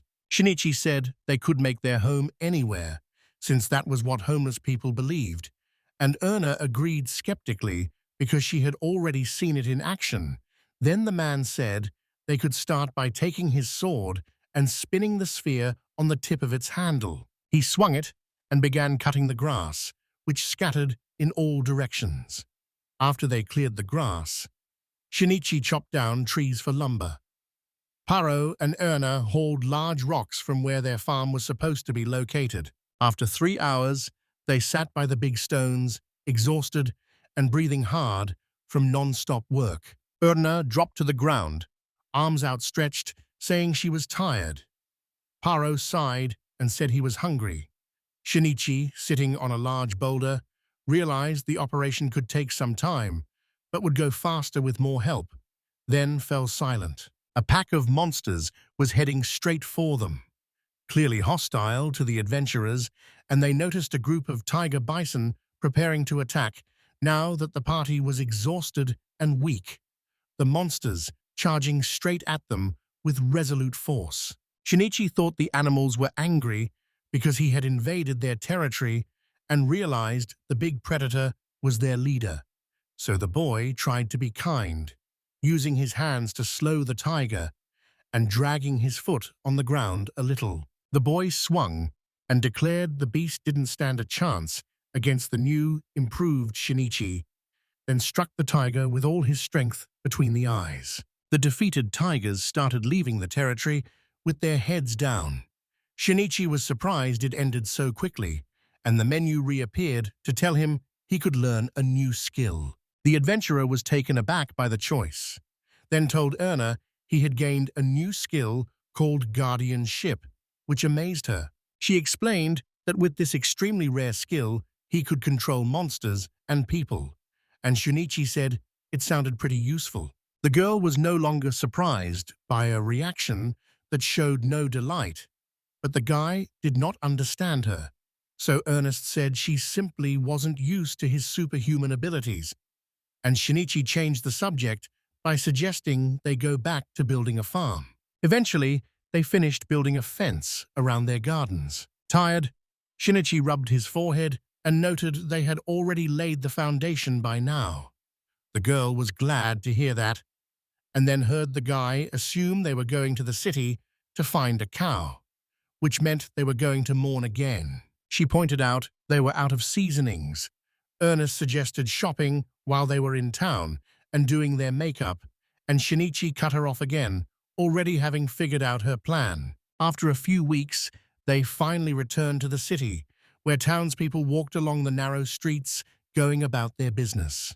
Walking through the streets, they reached the building they were looking for, where Erna reminded Shinichi he had been framed and was now a fugitive, while the adventurer carefully opened the door and they entered a gun shop, displaying a variety of weapons. The man greeted them with a smile.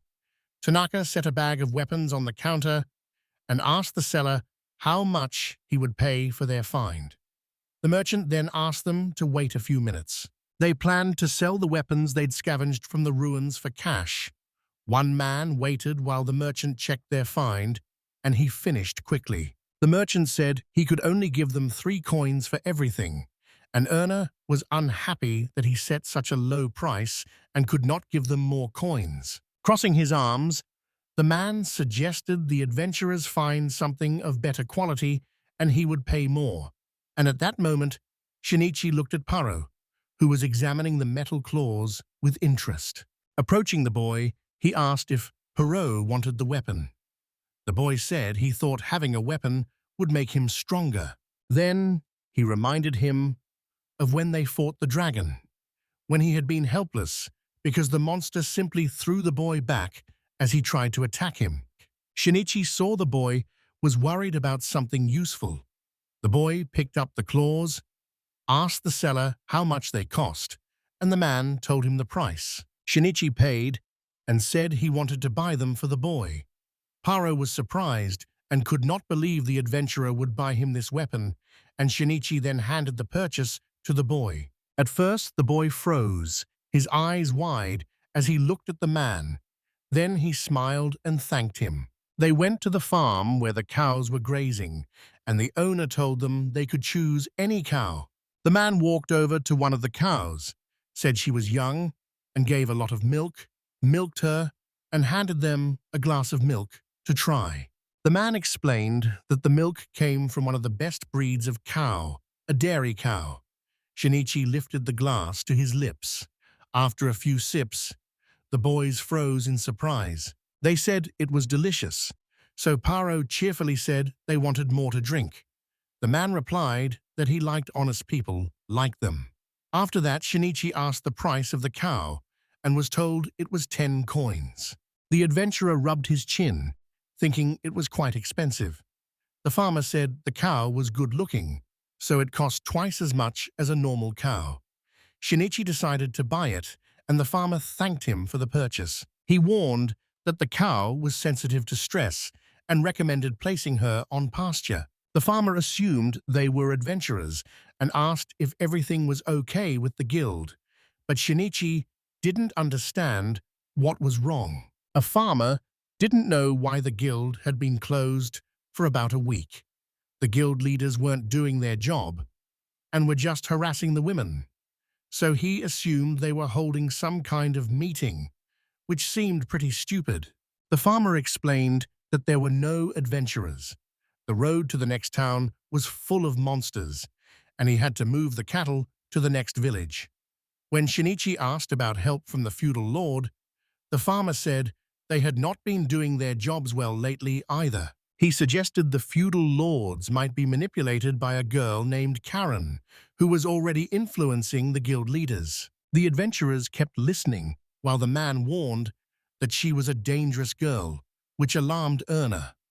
The farmer waved to the boys, said he would go his own way, and told them to be more careful than the adventurers. Shinichi noticed his friend looking distracted and asked what had happened, but Ernest said she was fine and suggested they go to the shopping district. They arrived in the city's shopping district and tied the cow to the wall. Then they shopped. As they walked, the girl complained about how heavy her shopping was.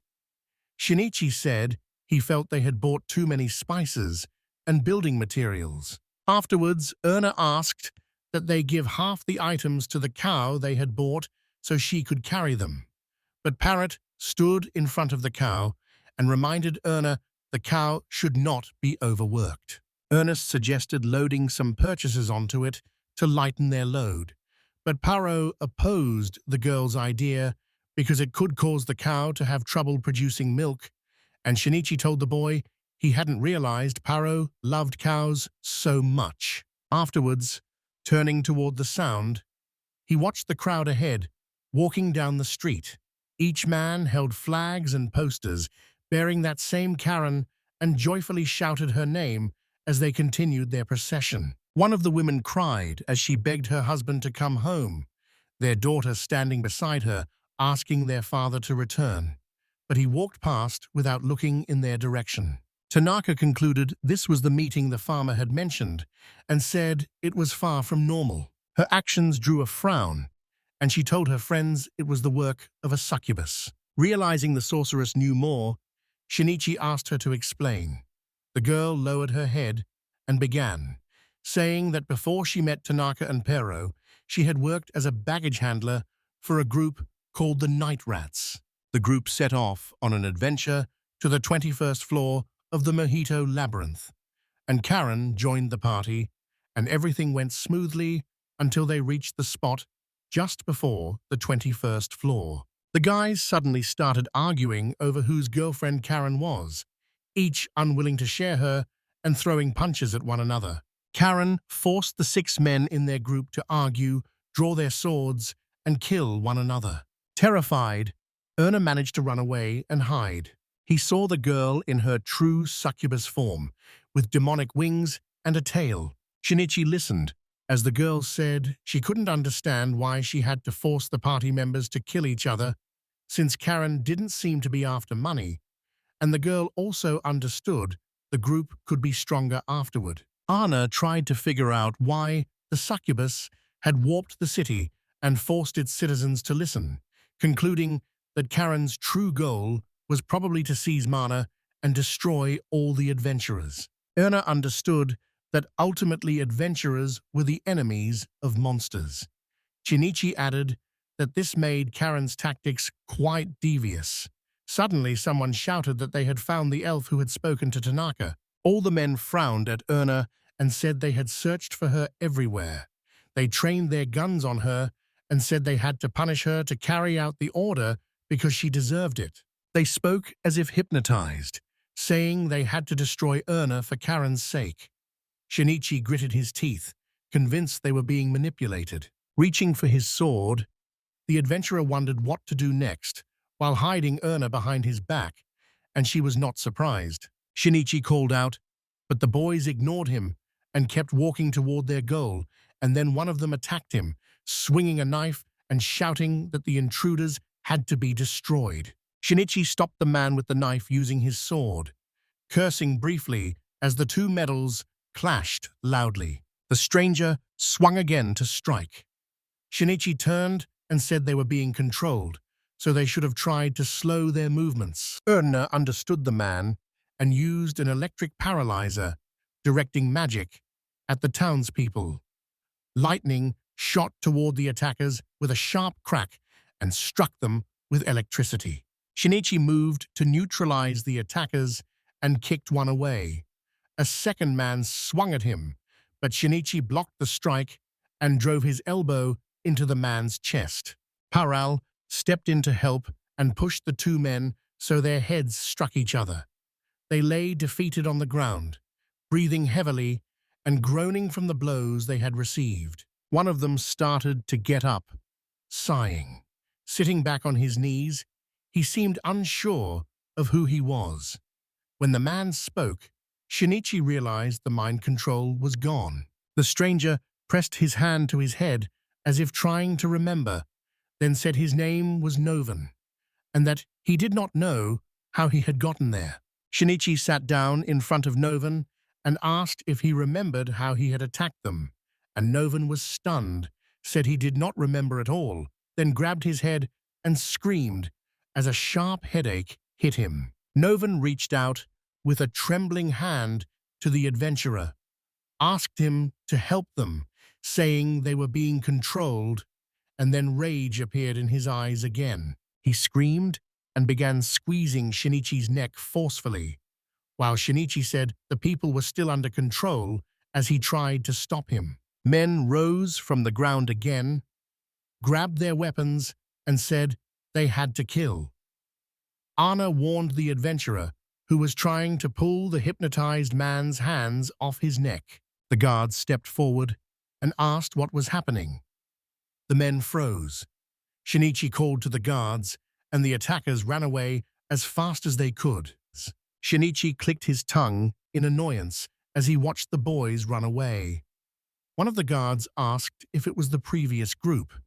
The adventurer agreed they had attacked them and asked if there was anything they could have done. The guard said several of his colleagues were also under Karen's control, so they couldn't handle so many. Shinichi frowned, guessed Karen might be watching from somewhere, and said they had to leave as soon as the sorceress could act. Feather patted the cow when Ernest warned that at this rate the guild and the city could become ruins. Shinichi said they did not know where Karen was and added that they had luggage, so they should find a safe place for a while. After a while, Shinichi leaned back at the table with his hands behind his head, thinking the situation was unpleasant. Saying they had not expected Erna to still be alive, he thought they had probably tried to get rid of the sorceress by force, then sighed as he realized their victory over the dragon had drawn too much attention, and the girl told her friend not to act as if it were her fault. Vegetables lay on the table, and Erna kept peeling while asking what they would do next. Parrot stood beside her, watching closely as she peeled the onion. Shinichi said civilians were being held hostage, so they could not act carelessly, and Anna kept cooking and added that their only option was to try to secretly gather information in the city. She looked at the boy and asked if he was all right, and Paro said he couldn't stop crying while she kept chopping onions. After a while, their lunch was ready, and as she set out plates of hot, tasty food, Ernest said they were having curry, and Shinichi echoed the girl's last words. The adventurer looked at the plate and smiled at the sight of the dish. They sat at the table, pressed their palms together, and gave thanks for the meal. He took a spoonful of the girl's cooking and, folding his palms again, already savored the Indian flavors in his mind. He admitted he never expected to eat food like this in that world. Shinichi kept scooping up the fake food. Paro enjoyed the taste and lifted the cup to his mouth. Anna asked them to eat more slowly. A little later, the adventurer's plate was empty, and Shinichi said it would be perfect if they added a little white rice. While Erno was drinking from a mug, the man saw a sign showing whether Shinichi wanted to develop Erno. Surprised, he glanced up to see the sorceress watching him with interest. Then he told his friend, who also did not understand why they had asked him and not her. The sorcerer assumed Shinichi had decided to deceive her, and she winked, but the man couldn't see why she'd think that. When he asked what he should have done, Ernest shrugged and said Shinichi should have agreed if he was telling the truth. As soon as he pressed the consent button, a window appeared before the frightened girl, saying development could begin in 5 minutes, and she felt a strong urge to sleep. Unable to believe the man was serious about her, she stared at the screen. Her hand reached out to touch it, but the screen felt intangible, and she could not believe this was happening. She happily suggested it was because they had defeated the dragon or had drunk the holy water, then went to her room to sleep, surprising the boys, and gave them a wave as she wished them all good night. The next morning, Pero and Shinichi were at the table, rubbing their eyes as they waited for their friend to wake, and a little later Erna came out of her room, clearing her throat and saying it felt dry. Going to the kitchen, she stood at the sink and drank a lot of water. After she drank enough, she went to Shinichi and said she never thought development would make her so thirsty. Shinichi asked whether she had finished developing, but she did not know yet. The adventurer reached out and used his analysis skill, noting that Erna was now much stronger and could control all the elements, including electricity and light. While Shinichi stared at her attributes in surprise, it announced she was now a pure-blooded elf, and the sorceress laughed ominously. Clutching her head, she said that Erna was one step closer to becoming a great magician. Shinichi calmly told his friend to calm down because she was scaring Pearl, who had hidden behind the adventurer and was holding his shoulder. He then asked what it meant, and Erna said that pure-blooded elves were the ancestors of modern elves. She said that long ago the elves ruled the world with a special magic, but when they mixed with other races, they lost it. Shinichi then suggested this was not development, but regression, and that if the previous race had been superior, its development was now regressing again. The girl did not understand what the adventurer meant. Then she winked and said something more important had happened because a new skill had been added to her magic base. And when Shinichi asked what it was, she told him to just watch how she used it. With the staff held out, she cast a spell and released the aqua ball. The aqua ball was twice the size of a normal ball, which surprised him a little. And then Shinichi realized it was a skill that doubled the size of magic. The girl flicked her fingers and made the ball vanish, saying she wanted the aqua ball to be stronger. But if even a weak spell could become that powerful, she could freely use it on me. Parallel listened to the girl sadly, looked down, then looked at Shinichi and asked whether Erna could develop and when he could do it too. The adventurer said his turn would likely come soon, since Erna had developed first because she was older than the boy, and Parrot said the girl was better than him, which explained why she had developed. He said eagerly, raising his hand, that he would try to be a good child, and she simply smiled, crossed her arms over her chest, and thought this would soon send a message to Pero too. Then she clenched her fist and said that with such strength they should have defeated the enemies and saved the city. But the man was the only one who did not know where they were. Arriving in the city, they found residents still going about their business, and Shinichi looked around carefully and saw no changes, thinking everyone had calmed down, while the girl did the same, and Erna asked whether they could be afraid of her. Shinichi realized the guild was closed, so they'd have to ask the residents, and the boy glanced to the side with interest. Freya accused the stranger of being untrustworthy, and the man calmly said he had told the girl everything he knew and that the knight would have to ask someone else for more, then left, leaving the knights with no information. Gale sighed in defeat, put his hand to his head, and thought the two of them couldn't handle this. Shinichi stepped forward and asked if they were still looking for that person, and Gale glanced at the man, recalled the adventurer, and realized she had forgotten to introduce herself while looking at the serious Shinichi. The knight introduced himself as Gale and said he was commander of Duke Medil's royal guard.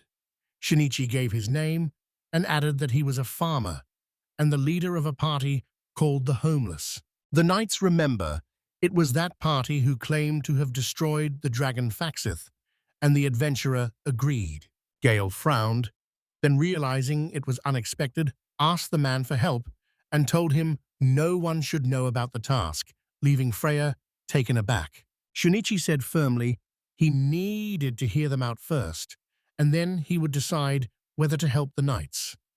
Gale explained they were looking for the Duke and Duchess of Medil's son, Noven. He looked at the adventurers and said they could use their help. Shinichi asked if the man had been kidnapped. Gale, embarrassed, said Noven had always favored adventurers. Noven left on his own. Their goal was to bring the boy home as soon as possible, and their information said someone who resembled Noven had accompanied the adventurer to the 30th floor of the Great Tomb Labyrinth, so the commander made it clear they had to protect the boy. He noted that the homeless often sheltered in this tomb labyrinth, and they had also defeated the Great Dragon. The knights needed adventurers to protect Noven, so Shinichi asked what Noven looked like. Gale described Noven as a slim 17-year-old man with his hair parted in the middle. Elena, like Shinichi, realized they had seen a similar man before. Freya furiously accused the adventurer, and he replied boldly that it was a coincidence. Shinichi said protection alone might no longer be enough to solve the problem. Freya didn't understand what he meant.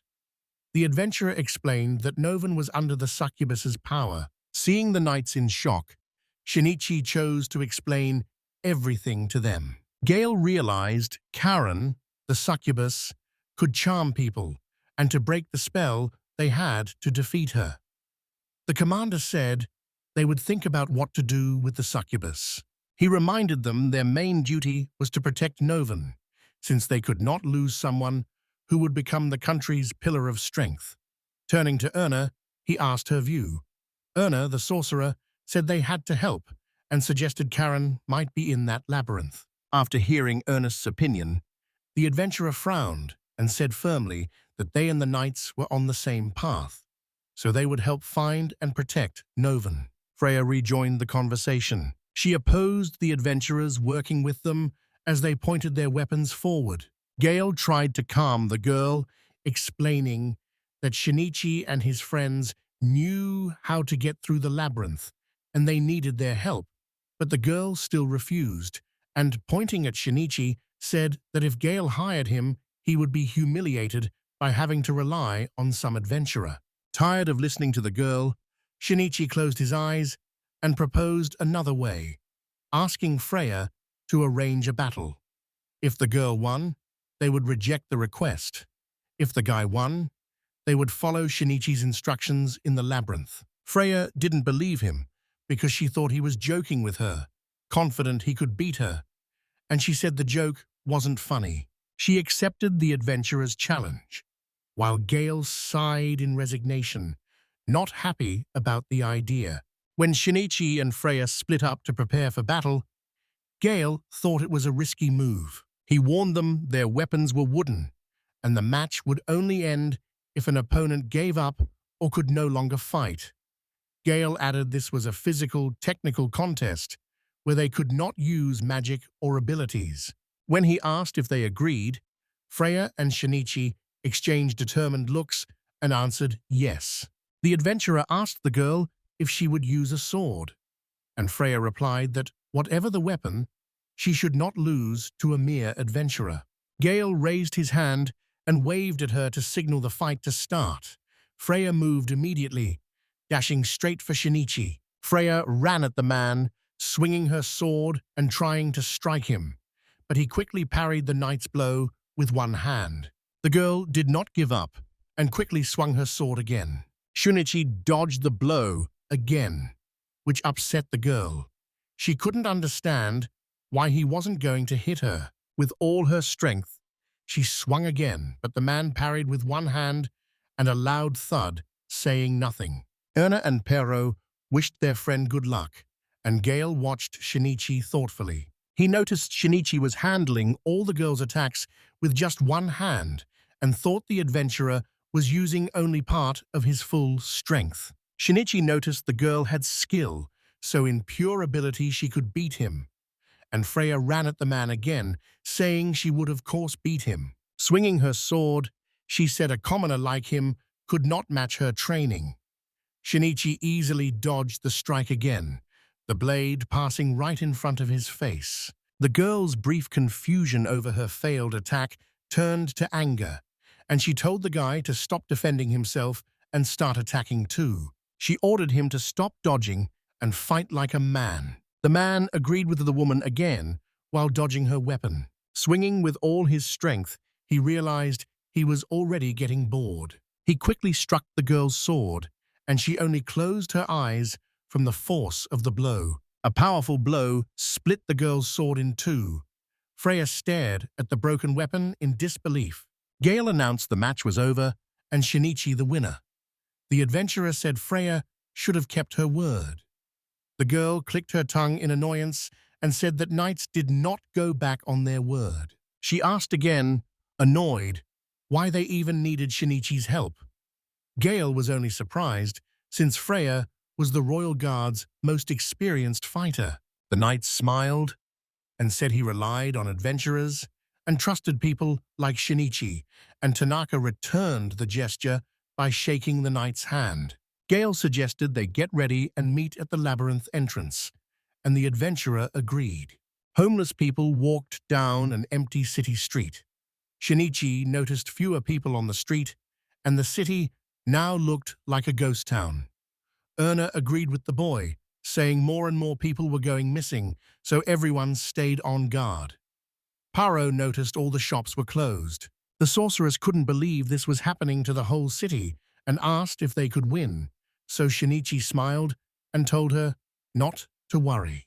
Lifting his hands, he declared he was invincible and said beating Karen would make them even more famous. Erna only said the adventurer was full of confidence. Pearl promised to do everything in his power. By the time they reached the entrance of the labyrinth, the knights were already waiting for them. Shinichi frowned and said they could decide their roles in the labyrinth. The adventurer told Freya and Pero they would lead the vanguard, and both agreed. He then put Gale in charge of the rear guard and Erna in charge of magical support in the center, and she realized this would let them watch for a pincer attack, so if it happened, the rear guard could switch places with the vanguard. Shinichi said that from the 22nd floor up, they would enter unknown territory, so they did not know what enemies they might face, and warned everyone to be ready to switch roles at any time. Shinichi led everyone away from the exit, which Gale didn't trust, and when the knight asked where he was taking them, Shinichi told them to just follow him through the forest. The man led them to the correct spot. Gale looked around and asked what the place was.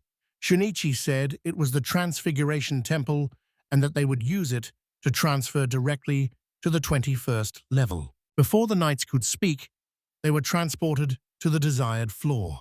Everyone was then moved to the correct spot near another temple. The knights and Shinichi scanned the area around them, feeling slightly confused. Gale asked to confirm they were in a labyrinth, and Shinichi said they were on the 21st floor. The knight was speechless and asked whether they always arrived here so easily. Shinichi looked at the knight and, after a pause, said it felt more like they were returning home since this was where they lived, and Freya was too surprised by the adventurer's words while Gale laughed, calling it amazing and pressing one hand to his head and the other to his stomach. Having met many people in his life, he never thought some would end up in the dungeons. That night he was surprised by what kind of leader the homeless could be. Erna, however, did not take those words as a compliment. The knight said the transfer had saved them a lot of time and suggested they start looking for Lord Noven. So they moved through the labyrinth, checking every corner, and Gale noticed where the fire was. He realized the fire remains showed someone had passed through. Paro leaned over it and examined it carefully. Paro then said he could smell 6 people there, 2 women and 4 men. Gale was surprised by Paro's sense of smell, which let him tell someone's gender just by smelling them. The boy smiled, and the knight then said they had been told there were 5 high-level adventurers, and Noven was one of them, so their guess was correct. He urged everyone to hurry because they were on the right track. After that, they went down to the 22nd floor and found a bamboo forest. The boy saw the forest and thought he was back in Japan.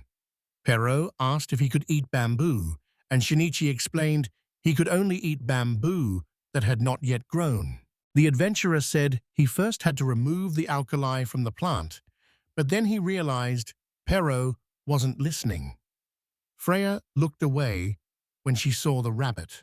Her eyes opened wide as she looked at the cute rabbit. Crouching in front of him, she offered her hand, but the rabbit bit her finger sharply. Gale reminded the girl that they were on a mission. I apologized to the adventurers, saying the girl was a great lover of animals. There were moments when Freya lost her composure. Hearing the leader's words, she told them not to say anything because the adventurer should not know about it. Gale winked and said, knights should be merciful, but not so much that someone would become possessed by an untamable beast. Shinichi sat in front of the demon beast, thinking about how to tame it. Ernest sat down beside the boy and asked whether he had a suitable skill. Shinichi offered to try to find one. He then started using a taming skill on the animal that had caught the rabbit. Freya asked what the boy was doing. A screen then appeared saying the horned rabbit had been successfully tamed. The boy started giving the rabbit different commands. Shinichi picked up the small animal while the girl watched in shock. Freya realized the adventurer could tame demonic beasts. Shinichi said the rabbit could not help them, so he let it go. Night sank in resignation as she reached for the small animal. Gale began to ask who the adventurer was, but Perot cut him off. The boy asked whether he could eat the bone he was holding. Shinichi and Erna were surprised to see the boy holding human bones and told him to stop. Skeletons rose from the ground, hostile toward them. Anna offered to erase them with her magic, but Shinichi told the girl to wait a moment before attacking. The girl hit the man and asked what he was doing. He said he wanted to try something. Unana admitted she thought she was about to die. The boy just laughed, reached out, said the skeleton should become his familiars, and Erna saw she had been right. As the boy continued taming the skeletons, he noticed it was taking longer than before.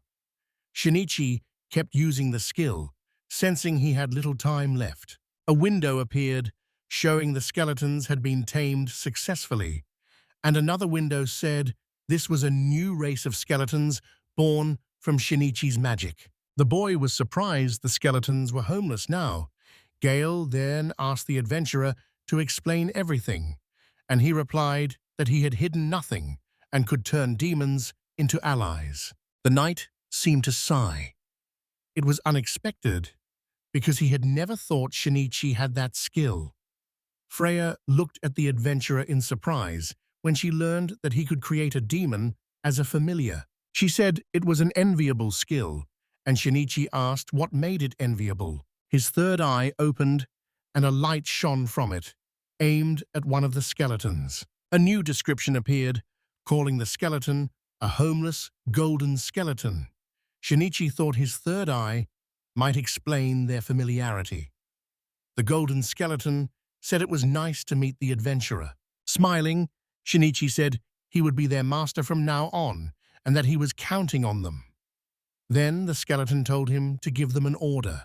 The adventurer said the golden skeleton would be their leader, then realized he had to pick a name for him. He suggested naming the skeleton Skeeter, and the skeleton agreed, while Gale, displeased, approached Shinichi and asked if he would take the skeletons with him, and the adventurer smiled and said he would because they could be helpful.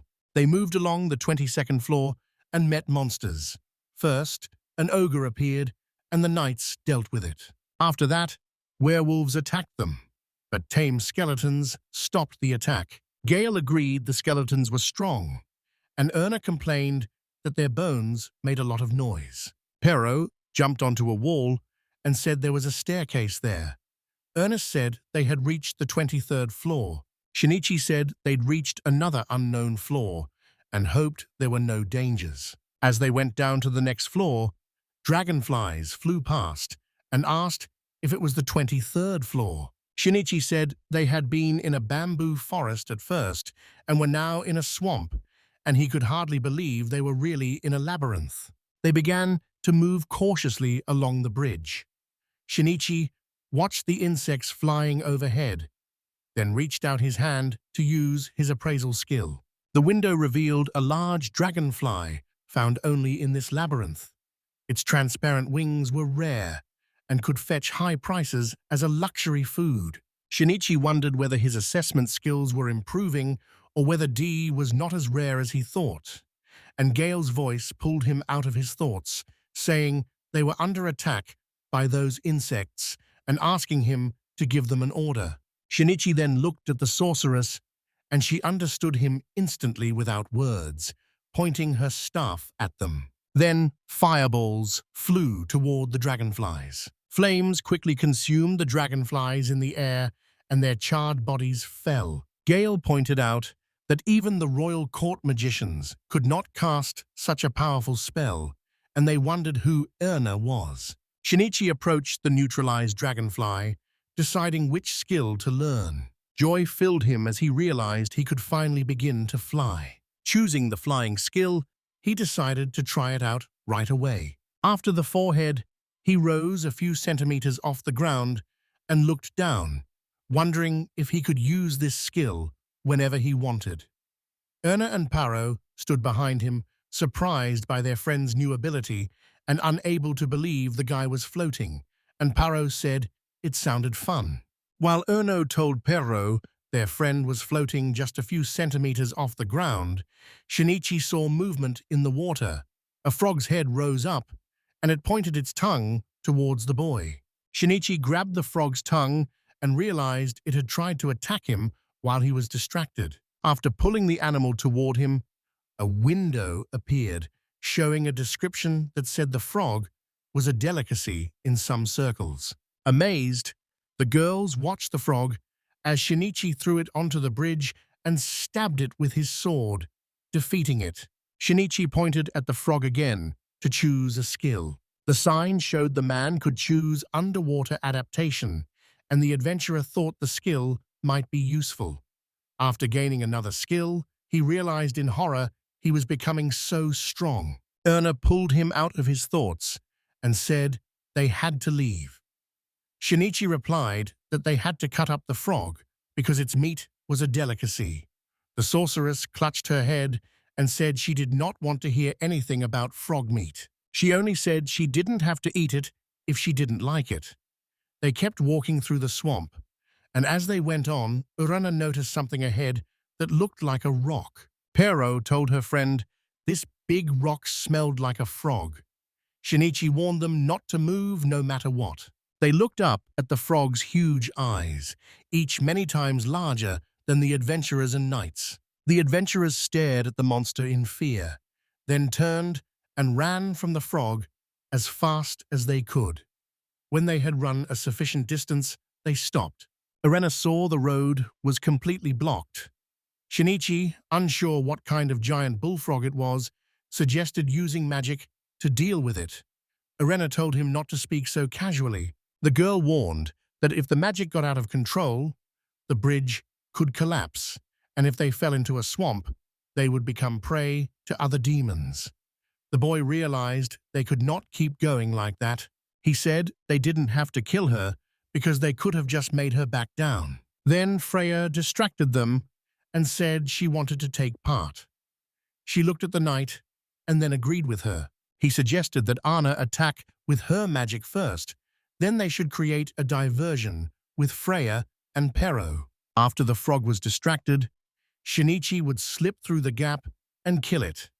He asked if everything was clear, and everyone agreed.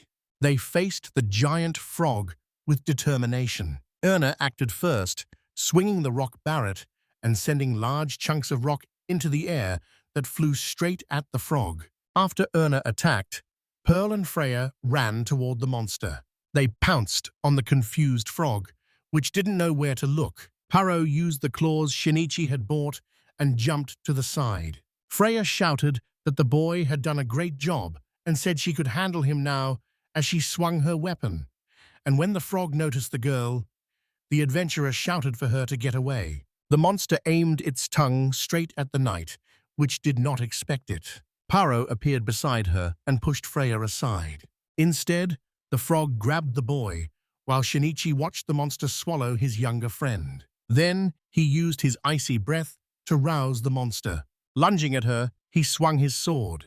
He screamed as he struck the monster with his weapon, cutting the frog in two as its body began to sink into the swamp. Shinichi jumped onto the frog and began cutting its body to free the boy from its stomach. Pero coughed and said it was sticky and disgusting. The adventurer sighed with relief when he saw his comrade. They stepped onto the bridge, and the man turned toward the guilty girl, demanding to know why she attacked, since it was not part of their plan. He asked if this was how she wanted to prove she was more important, since her reckless choice nearly cost his companion's life. Guiltily, the girl looked away and only wanted to explain how Gale had addressed Shinichi. He promised to apologize when they got back. but for now, they had to forget it. Shinichi clenched his teeth in anger, then turned a scat to remove the corpse from the bridge. Elena turned to the boy and told him they needed to leave. The boy agreed that he did not want to fight again, and then looked surprised at the open sign that mentioned the report. The boy had completed the prerequisites, so he could now integrate and develop his skills. Shinichi was surprised to find his skills improving. He then realized the skills were integrated and flowed into one another. He saw signs of confusion, thought Ernest's skill should have improved too, and asked if this happened often. Ernest doubted she could get stronger, and the girl said some skills develop naturally with mastery. It was common for untalented people to stay at the beginner level even after 30 years, and Shinichi finally understood his friend's words when a golden skeleton appeared and called for an adventurer. Sketa reported they had found a staircase to the next floor, and Tanaka praised them for their excellent work. They went down to the 24th floor, where a beautiful view of the distant mountains was visible. Erna looked at the place with delight, enjoying the clean air and beautiful scenery, and decided that if she ever built a vacation home, it would be here. She said she could finally wash, since she had been uncomfortable the whole time. Shinichi scanned the area with his skill and reported no enemies nearby. Then he suggested they set up camp here, and Gale did not mind. A boy approached the adventurer and proudly showed him a large crayfish he had found. He said there were many fish there, so Shinichi suggested making a net to catch more for dinner. The adventurer used his skill at making thread, turned it into a net, and said the only thing left was to make a harpoon. Erna said she would go cook something for them, and Gale decided that he and Freya should go fetch some dry branches. Shinichi told them he was counting on them. Shinichi and Pero reached the pond and sat by the river, and Tanaka told them to dive in, so the boy and the adventurer began to dive into the water. With the underwater adaptation skill, Shinichi moved underwater effortlessly. They swam up to the fish and the man harpooned it. Paramedics said he was a good guy. After a while, they caught a lot of fish. Parallel aft, seeing their large catch, came to meet them at the camp. She told the boys to cut the fish into pieces and put them in a round pot. One boy didn't understand what she meant. The girl pointed to an object hovering near Shinichi, who was surprised by the magic. The girl explained that not everything fit in the pot, so she used fire and water spells, and Tanaka said that was very handy. Later, the man recognized this as progress in her skills and said she was now good enough to cook for the homeless. She simply smiled and asked if that was good. Later, once the food was ready and served onto plates, everyone began to eat. Everyone ate the prepared food with gusto, and Gale said he never thought he'd be treated to a meal like this on a mission. He kept chewing, saying the meat had a slight aftertaste that was simply wonderful, and Erna agreed with the knight that the meat was very tasty and said she had thrown it in without first knowing what it was. The knight smiled and said he had eaten frog meat before, but never this good, and when the boy spoke, she spat out the food. Freya and Erna realized it was that frog's meat, but could not understand how it had gotten there, because Erna did not remember adding it. They watched the satisfied Shinichi eat, and when he asked if the meat was not tasty, Erna said, no. Next comes nightfall. Only Freya and Shinichi stayed awake by the fire, keeping watch while everyone else slept. He poured the drink into a mug, offered it to Freya, and said it tasted good. But she kept her back to him and refused, saying she was fine and wanted to focus on the patrol. After a short pause, she turned to the man and said she needed to talk to Shinichi about something. Shinichi watched the silent girl on a log while holding a mug, then asked what she wanted to talk about as he sipped slowly. The girl clenched her fists and apologized for the incident, blaming herself for thinking she could handle the monster alone. Shinichi looked at her again and said that if she wanted to apologize, she should apologize to Pero, since the adventurer only told her what he saw while watching her. He added that he understood why the girl who looked away decided to act on her own, since the frog was still scared. Before the boy could finish, Freya said it was still a bad decision, dropped to one knee, put her hand over her heart, and apologized for insulting him by calling him a mere adventurer. Shinichi sighed, closed his eyes, told the girl she didn't need to worry, said he understood she was a serious person, and she apologized again for being that way. Shinichi watched the wood crackle in the fire, said there were no signs of an enemy in the area, and suggested we spend the night sitting by the fire for a while. The girl sat on a log beside him, tucking her hands under her knees and hugging herself. Then she said her parents were not aristocrats, but well-known adventurers. Shinichi thought about it, but could not understand, since she was always with Gale. The girl smiled and said she was only a commoner, so he should understand her. She said her parents died when she was 7, and a year later, her grandmother died from illness, leaving her an orphan. The boy asked how she had survived alone as a child, and Freya smiled awkwardly and said she had grown up in the capital's slums. The city constantly dumped its garbage in the slums, and if she looked closely, she could find scraps of food. Freya survived on whatever she could grab by rummaging through the trash cans. Although he thought he couldn't help, it was interesting to hear him recall the rough years of his past. The girl said she once saved a noble-born boy who had wandered into the slums. He cried loudly while wiping his tears, and that boy was Lord Noven. The girl led him by the hand to the mansion, and to repay her for saving him, he gave her clothes, food, and shelter, then asked her to be his personal knight. Saddened, the girl said Noven had pulled her out of the slums and raised her as a knight.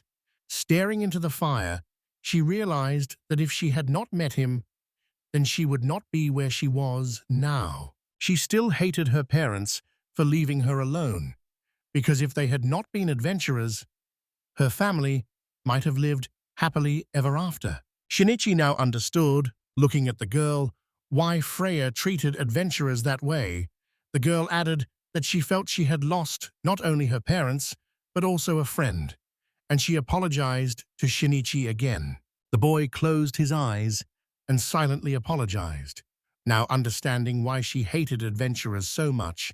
Then he said aloud not to worry and that they could work together to find Noven. She thanked him again, promised she would repay him someday for everything he had done for her, and said that in any case she wanted to change the subject. She suddenly asked Shinichi if Paro was his son, and he immediately denied it, sounding nervous. The girl wasn't surprised, because Shinichi and Proto didn't look alike. Shinichi said they had accepted him into the group because he had no parents. And now that he was his adoptive father, Shinichi was determined to take care of him. And Freya smiled, saying the boy was better than he looked, to which the adventurer replied she could either despise Paro or praise him. Shinichi began to think that the more he got to know Freya, the more he realized she was a problematic female knight. The girl broke his train of thought and asked shyly to touch Parrot's tail, and he allowed her as long as she didn't wake him. He hoped it wasn't to indulge her odd tastes, but Freya stood and said she was only curious about the boy's bushy tail. Quietly, she sat in front of the boy's tail and looked at it with curious, odd concern, her hands already trembling with the urge to touch it. Then the girl pressed her cheek to the tail, thinking she had known about it, and her eyes were not wrong. The tail was soft, so she touched the fur with her fingers. A sudden noise made Shinichi jump to his feet. He realized a skill had detected him. A menacing cry sounded again, and Freya and Shinichi turned to the right. Shinichi told Freya to wake everyone because the enemy was approaching. Freya understood his order, and Shinichi called the golden skeleton, which immediately appeared behind the owner and listened to him attentively. Opening the map, he looked from side to side and asked where the enemy was, and was told the enemy was above. A giant bird's silhouette loomed in the sky. It beat its broad wings and landed in front of Shinichi with loud, thudding sounds. Then someone shouted at the boy, warning him to be careful because it was a griffin. Flames erupted from the monster's mouth and were immediately aimed at the adventurer holding the shield, who said he heard her when the flames recoiled from it. Shinichi ordered the familiars to grab the griffin. They understood the boy's order, formed a line, extended their arms, and used their chains. Skeletons began wrapping their magic chains around the monster, which screamed as it tried to break free, and Shinichi did not know where his skeletons had gotten the chains, so Erna guessed they were shadow chains from dark magic.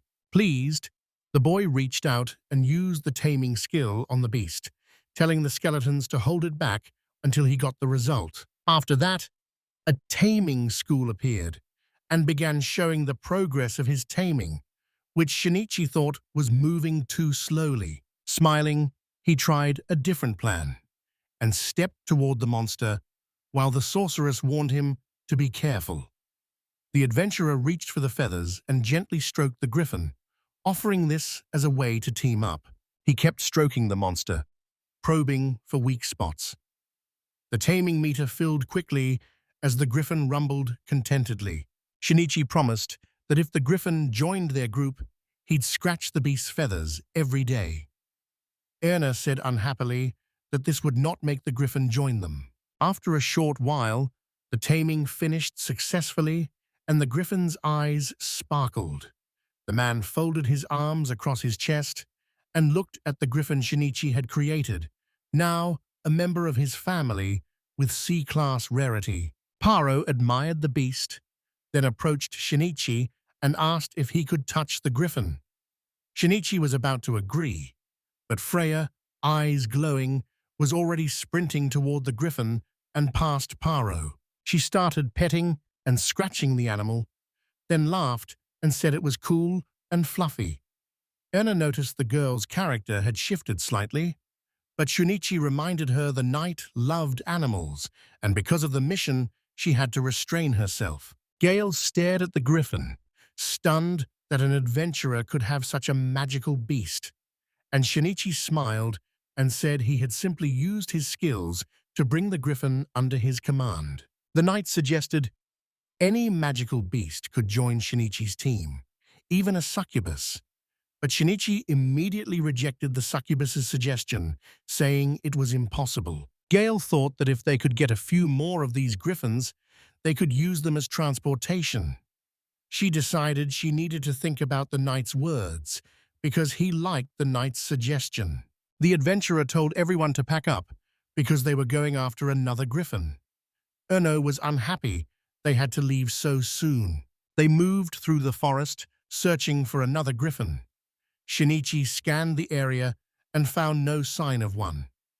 Erna said she was tired of walking. Gale apologized that it had been easy for them because they were happy. Freya looked around while riding a tamed griffin, and Shinichi said they should not dwell on it because the knights were their clients. Param walked ahead looking for something and called to the adventurer, who immediately looked toward him when Param said he had found something. Ernest examined the broken wheel and said it looked interesting and old. They then noticed the broken cart and realized the adventurers who had been here had been on it. Pausing to rub his chin, the boy came up with an idea. He told the boys they needed boards, but Erna had already guessed what her friend planned and did not want him to say those words. He then used his spinning skill, treating the thread like glue as web strands flowed from his fingers, and the sorceress said she was not pleased he was trying to fix the carriage. A cart of skeletons was ready after a while, held together by the same threads. Anna immediately said she would not ride in it because it did not even look like a carriage, and Perron said it looked funny. Shinichi began pulling the unhappy, resisting Erna into the carriage, but she refused to get in while the knights sat on the griffin and waited for them to continue their journey. When she finally sat, Shinichi ordered the skeletons to move quickly from their positions, and the carriage moved off. Anna cried, tears in her eyes, begging them to stop the cart as she clung to the wooden side and warned it could kill her, while Pero only smiled and Shinichi, arms crossed, watched the road with a satisfied look. The cart kept rolling at full speed, and she said her hips hurt from it. Beside the cart, the Griffin ran quickly. After walking through the whole forest, they reached the stairs to the 25th floor and immediately went down to the next lower floor, where they found a large stone field. Shinichi widened his eyes and mouth in surprise, examined the plants, walked into the fields, and ran his hands over the grain, and said happily that it was rice and exactly what he wanted. He was glad they could now eat rice, picturing a steaming bowl of cooked rice. Looked at the adventurer and tried to figure out what would make Shinichi happy. Then Freya wondered whether a simple plant could turn someone into a child. Peru also did not understand the adventurer as he looked at Shinichi. Gale told Freya not to be ridiculous and said it could just be a hallucinogenic plant. Shinichi overheard them, considered what horror they might have meant that night, and realized they did not know what rice was. He looked up ahead and noticed something. He quickly called the guys over. They glanced at him and then headed toward a temple like the ones at the labyrinth entrance and on the 21st floor. A group gathered around the stone to examine it. Shinichi said it was clearly a temple for transference. Ernest added it was on the 25th floor. Then he wondered whether they could use it. So the adventurer touched the stone, and the tablet showed he could now perform that exact movement, and Shinichi said everything worked fine. Shinichi put his hands on Ernest's shoulders and said happily that now they could return to the 25th floor any time and take as much rice as they wanted. But Erna didn't understand what he meant. Gale approached the adventurer to ask if this place connected to the labyrinth entrance, and she had to assume it did. He said the path home was open, but for now they had to keep searching. So they rode on in a cart pulled by skeletons. Erna turned to her friend and asked if they could catch up to Noven. Shinichi crossed his arms and said they were on the shortest route, so they should catch him soon. Skater said there was a staircase ahead to the next floor, and the boy turned around, said he understood, and nodded. Descending to the 26th floor, they found a bleak, gloomy atmosphere and then noticed they were back in the normal area, which looked like a labyrinth. Gale looked ahead, gripping the hilt of his sword, and said he could have taken the front, because otherwise he would not have felt comfortable staying in the rear as commander of the knights. Shinichi agreed with the knight, then sensed danger and grabbed his sword. Dark silhouettes moved ahead of them, so they decided to act quickly. A horde of living dead shuffled toward them, in tattered, worn clothes, reaching out to the adventurers and knights. Shinichi noticed it looked like a greeting. Gale held his sword out and said the zombies were a serious problem, and that unless they destroyed the zombies' heads, the attacks would continue. Erna hid in the darkness and said fearfully that she couldn't kill the zombies. Poirot did the same, saying the dead looked creepy. Gale nervously told them not to use him as a shield. Shinichi told everyone to move aside, drew his sword, and spun the ball in its hilt. And the weapon caught fire, which he used to burn the dead as they screamed in pain. Frowning, the adventurer decided he could not tolerate it, told Sketter and the other skeletons to hurry, and Sketter went to deal with it. After that, his familiars started taking down the zombies, fighting them, and doing heavy damage, while Erna noticed another large group of undead approaching and warned Shinichi. The adventurer saw the floor was full of undead, glanced at the approaching skeletons, realized there were too many, and didn't know what to do. Shinichi smiled and told the girl to relax, lifting her hand to chest level, since each of those skeletons was very weak and had raised their hand. Pointing it at the attacking skeletons, he said he could take control of them and tame them. Sprinting down the hallway, he began taming the skeletons and ordered them to join him. Shinichi used taming when he found a group of skeletons. He walked forward, turning each skeleton into an ally and stretching his arms wide to command them to join him. After the adventurer tamed and subdued them all, she laughed while he sat in the carriage, reached up, and told everyone to greet his army of 200 strongest skeletons as he raised his sword. Paro raised his hand happily and said that Shinichi was cool and now looked like a king, but Erna looked at Ly appraisingly and said she didn't see anything cool about it. Gale wondered if Shinichi had forgotten why they were all here, and Freya, holding a weapon, said the skeletons looked strange. Shinichi said, with enthusiasm, that they would keep going and that the skeletons should go ahead. The adventurer thrust his sword forward to order them to move, and his large, slightly creepy army obeyed.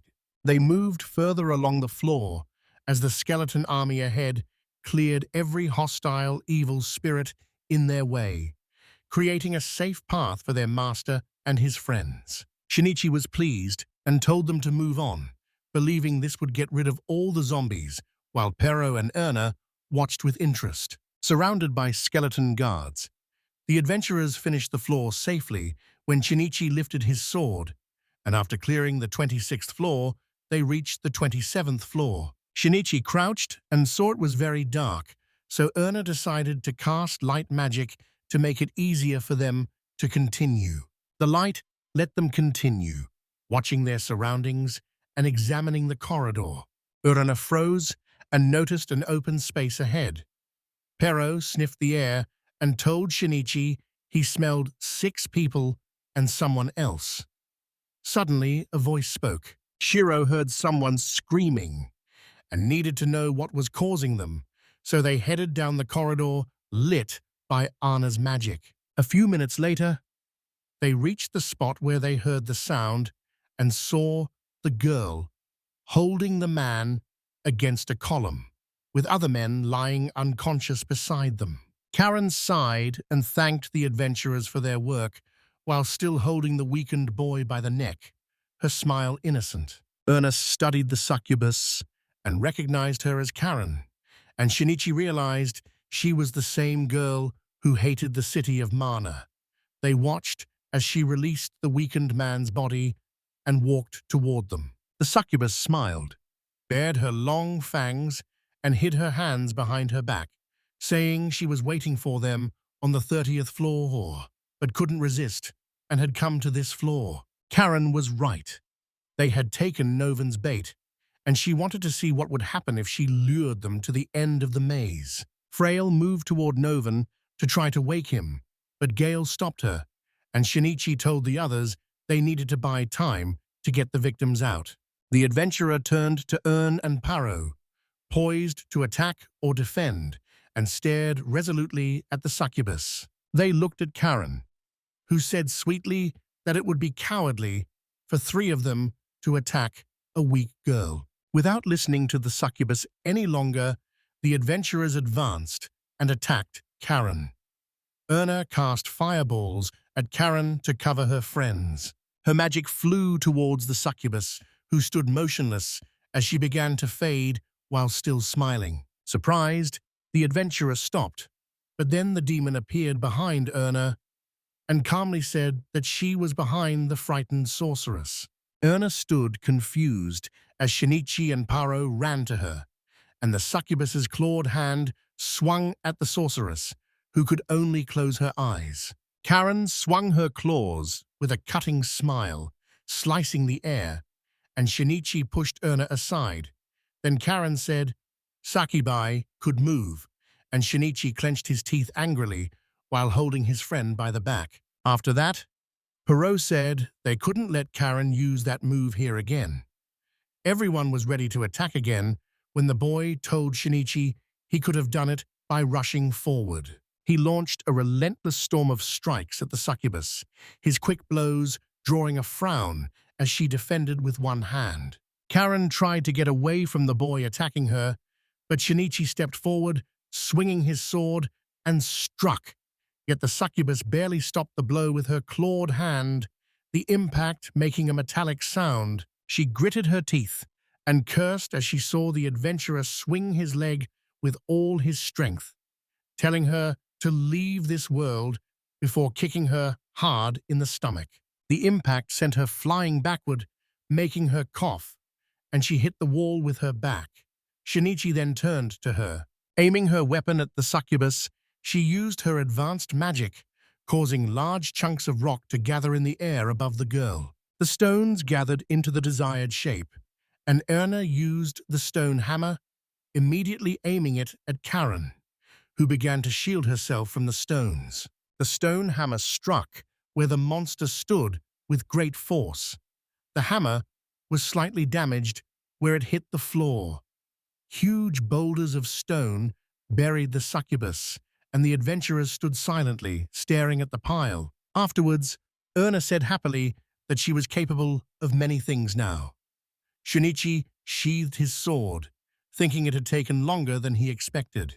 Next, he asked Gale about the immobilized people, and the knight who was sitting in front of the unconscious body said 5 people were unconscious and Noven was fine. Freya leaned eagerly over Noven, trying to wake him, and the adventurer handed the mushroom to the knight, asking them to give it to Noven so he would wake. Gale examined the medicinal mushroom closely, then thanked Shinichi, who told him not to worry about it. Shinichi said everything was decided. Believing the mission was finished, Erna said she would take a long, relaxing bath when they returned home. She suddenly remembered, and looking at the skeletons, asked what Shinichi planned to do with his large army of skeletons. Shinichi said he wanted to take them with him, leaving the sorceress confused and indignant. He considered sending the skeletons to work on the farm, but Erna objected. As they moved toward the exit, away from the stones, the sorceress said it was too much for them all. Erna gasped, remembering she did not want to take care of the farm. The pile of stones suddenly burst apart, and the adventurers spun around, startled. Karen smiled evenly and asked whether they thought they could stop her, then flew up in her new form, sighed, pointed her claws at them, and said they had ruined the pleasant atmosphere she was creating. She glared at the adventurers who did not understand the girl's words and began throwing rocks at them. Then Gale, shielding Noven from the stones, shouted to Freya to get Noven and the others out of there. Frowning and gritting his teeth at the unknown pressure, the adventurer reached out and used his appraisal skill, which revealed that Karen was half vampire, half succubus, and had many abilities.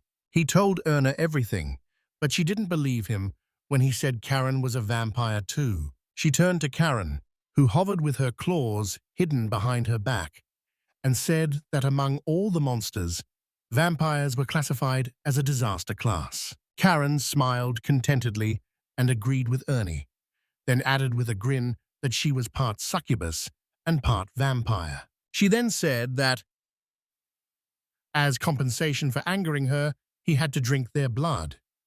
Lightning appeared from her outstretched hand. Drawings formed on the floor, and the girl summoned familiars that appeared as people to serve her. A large crowd of hypnotized men, hostile to the homeless and armed with weapons, stood against the adventurers. Holding his sword forward, Shinichi announced these were the kidnapped citizens of Manne. Laughing cruelly while still in the air, Karen ordered her familiars to destroy the adventurers who were trying to find a way to remove the evil energy from the villagers' bodies. Hypnotized people closed in around the adventurers. Then Karen, one hand on her head, smiled and ordered the start of their blood festival. Erno looked at the hypnotized crowd and at Karen flying above them, then asked Shinichi what they were supposed to do, since there were about 100 of Karen's familiars. The adventurer smiled resolutely, told the girl not to worry, then turned back to where his familiar stood, addressed the skeletons, asked if they knew what to do now, and they agreed. With an outstretched hand, the boy sent his large army of skeletons forward, and they moved toward the enemies to help their master. Shinichi looked to the knights and ordered Gale to evacuate all the wounded, and Gale agreed with the adventurer's decision. Freya called the knight, apologized for being selfish, and asked permission to let her fight Karen. Gale wanted to tell her the strength gap was too large because the girl was not strong enough for such a fight. The girl tightened her grip on the weapon and said she had made her choice, knowing she could die, but still wanting to fight for her duke's honor. Gale frowned, closed his eyes, and considered his decision. Realizing she would not back down, he decided not to argue. Frey approached Shinichi and spoke as he turned to her. With her weapon drawn, she said she wasn't sure how much help she could be, but wanted to do all she could, and he agreed. Karen shouted at her servants to attack and destroy the adventurers, proving their loyalty to her. They ran towards them, screaming. Shinichi pointed forward and ordered his skeletons to buy them as much time as possible without killing anyone. And the skeleton army obeyed. The two armies were noisily sent against each other to carry out their commander's orders. The man swung his sword and struck the skeleton, but the blade split in half without harming it, and he stared at the broken weapon in confused surprise before looking at the skeleton, whose bones were sparkling. The battle continued. One skeleton grabbed a man's sword as the man tried to attack and struck him in the stomach with its bony fist, while another skeleton hit a different man in the knee. Skeeter swept around, disarming several of Karen's servants at once. The Kelets stayed one step ahead in defeating Karen's servants by disarming the hypnotized people. Shinichi glanced at them, smiled contentedly while watching the battle, and told the succubus that his skeletons were stronger than her servants. Pretending to cry, the girl pressed her fist to her face, saying she had tried so hard to summon her servants who could do nothing, and added she was so shocked she could burst into tears. She then said she was joking, used magic, and vanished into thin air, leaving the adventurer alone. Nietzsche sensed something was wrong and held his sword out to stop the girl's claws from reaching him. The girl said those people were disposable, and if she could take control of Manne, she could restock her supplies as she wished. Smiling and still holding the boy's sword, she said she wanted Shinichi as her familiar. He frowned, thanked her, and said he had no desire to become a monster's servant. The adventurer kept defending himself with all his might against the girl with his sword, cursing as he looked at her claws. Then Karen turned toward the noise and saw Pera already running at full speed, aiming at the girl. Leaping at the hybrid, he swung his claws, but she dodged his determined attack, then swung her knee and told him to get out of her sight, leaving his eyes wide with surprise. Kicking Pero in the stomach, she crossed her arms over her chest and told the boy, sent flying by the blow, that she hated children. A feather drifted to the floor and rolled to rest by Erna and Freya's knee. And the girls and Shinichi looked toward where the boys had fallen and called to Pero excitedly. Freya frowned at the unconscious boy, then ran toward Karen with her weapon at the ready, demanding to know how the succubus could do this. The succubus frowned into the night, upset that the girl had started attacking her, and then said Freya bored her. She used magic, reached toward the girl, and launched a sphere at Freya. Freya froze at the monster's action. The girl released the sphere that flew into the night and exploded loudly as it struck Freya. The monster screamed, then chuckled, saying she had accidentally killed the knight and pretending to apologize as she put her hand to her head. Shinichi replied calmly that there was no need to apologize, looked at the succubus, and began fluttering in different directions. He sat beside Frey in the night, covering her with his body by the collapsed, cracked brick columns, holding her shoulders, and added that it wasn't an attack that was hard to block. Karen smiled and watched the adventure with interest, realizing the man could cancel the magic. Announcing that the era of gangs was over, she warned she would get rid of them one by one. As the adventurers listened closely, then she teleported again. Karen appeared suddenly behind Erna with a satisfied smile, and Erna had no time to react as the succubus swung her claws hard and struck the sorceress's back. The girl fell to the floor with an injured back as Karen, looking at her dirty, sharp claws, said Erna was first in line. The succubus stepped on the girl's injured back, and the girl screamed in pain, calling Erno stupid because Karen had been kind when she let her go last time. Shinichi frowned, called to Erna, immediately used the thread skill, and sent the threads toward the succubus. Shinichi's threads instantly bound the monster, and Freya ran to Karen and swung her weapon at Karen as she tried to free herself from the bonds. Freya closed on the succubus, aimed her weapon, and used Meteor Strike, coming in close to the creature. Both girls froze when she missed. The knight's eyes widened in surprise, then she cleared her throat. Karen arrived first, saying Freya was just in her way. Bored, she extended her claws, struck the girl in the chest, and told her to be quiet, because she planned to drink her blood later. Laughing, the monster licked her claw and looked at the wounded girl with a condescending gaze. It was clear Feather sat weakly beside one of the columns, his head bowed, feeling the pain of defeat. Erna lay unconscious on the labyrinth floor with a serious wound in her back, and Freya lay nearby like a girl, her back stained with her own blood and also not regaining consciousness. The girl flew up to the ceiling and saw Shinichi, who had been watching her, left completely alone, and then, looking at the adventurer, realized Shinichi could not only cancel magic, but also use other skills. Smiling at the man, she began to fade again and said he was interesting, then reappeared beside him, hovering behind the tense adventurer. As a result, she made the boy her most beloved familiar and began to tame the adventurer who had covered his face, realizing things were not going well for him. The girl kept using magic on Shinichi while the taming scale showed a loading bar for her progress in taming him. The girl thought that now the guy could become his familiar and Shinichi would belong only to her.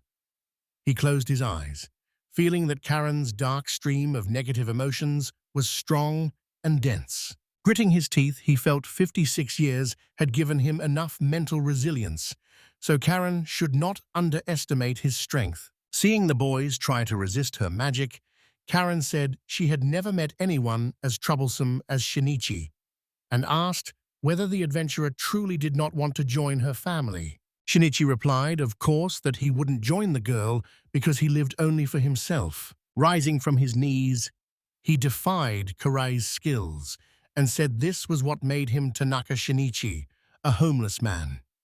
Covering her face with her hands, the girl shielded herself as the light appeared. He then used a familiar transformation on himself, clenched his fists, and the girl's magic was dispelled, flying apart. The taming scale fell to the floor and shattered completely. It looked at the man, who had transformed into a familiar in confusion, then flew away to a distance from the adventurer. The man laughed and told him to dispel her magic so she could not stop him now. The girl clenched her teeth, clicked her tongue, swung her claws in anger, then paused and looked at the adventurer, thinking how much energy she had spent on that person. By then, Perro had regained consciousness, stood up from the floor, adjusted his gloves, and called out to his friend, who then moved decisively from his spot toward the succubus, shouting to Shinichi that he had helped the others. The girl watched Perro run toward her, then Karen attacked, delivering quick blows the girl could only defend against, while Perro angrily shouted that he would never forgive her for causing pain to everyone.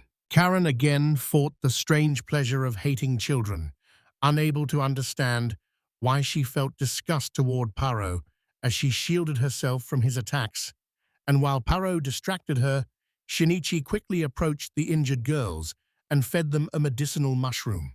Erna forced her eyes open, sat up, holding her head, and looked around in confusion. Freya, woke moments later. They both sat up dazed, and Shinichi asked how the girls felt. Freya stared in surprise at the spot on her armor where the wound should have been. But it was gone, and she was told it was the effect of the medicinal mushroom. Erna remembered and asked her friend where Karen was, and Shinichi replied that the battle was still going on as they looked toward the succubus. Looking over at the boy while dodging the monster's attacks, he knew Pero had bought them some time, but it would not last. Freya ground her teeth and clenched her fists in frustration, wishing she had the strength to help them, and Erna asked Shinichi if there was anything she could do. Shinichi replied firmly that they could boost their abilities and defeat Karen, so he wanted to try the acupuncture point skill again. The sorceress flinched as she gripped her staff and asked whether it would hurt again like last time. Freya, hearing her fear, was surprised that it hurt.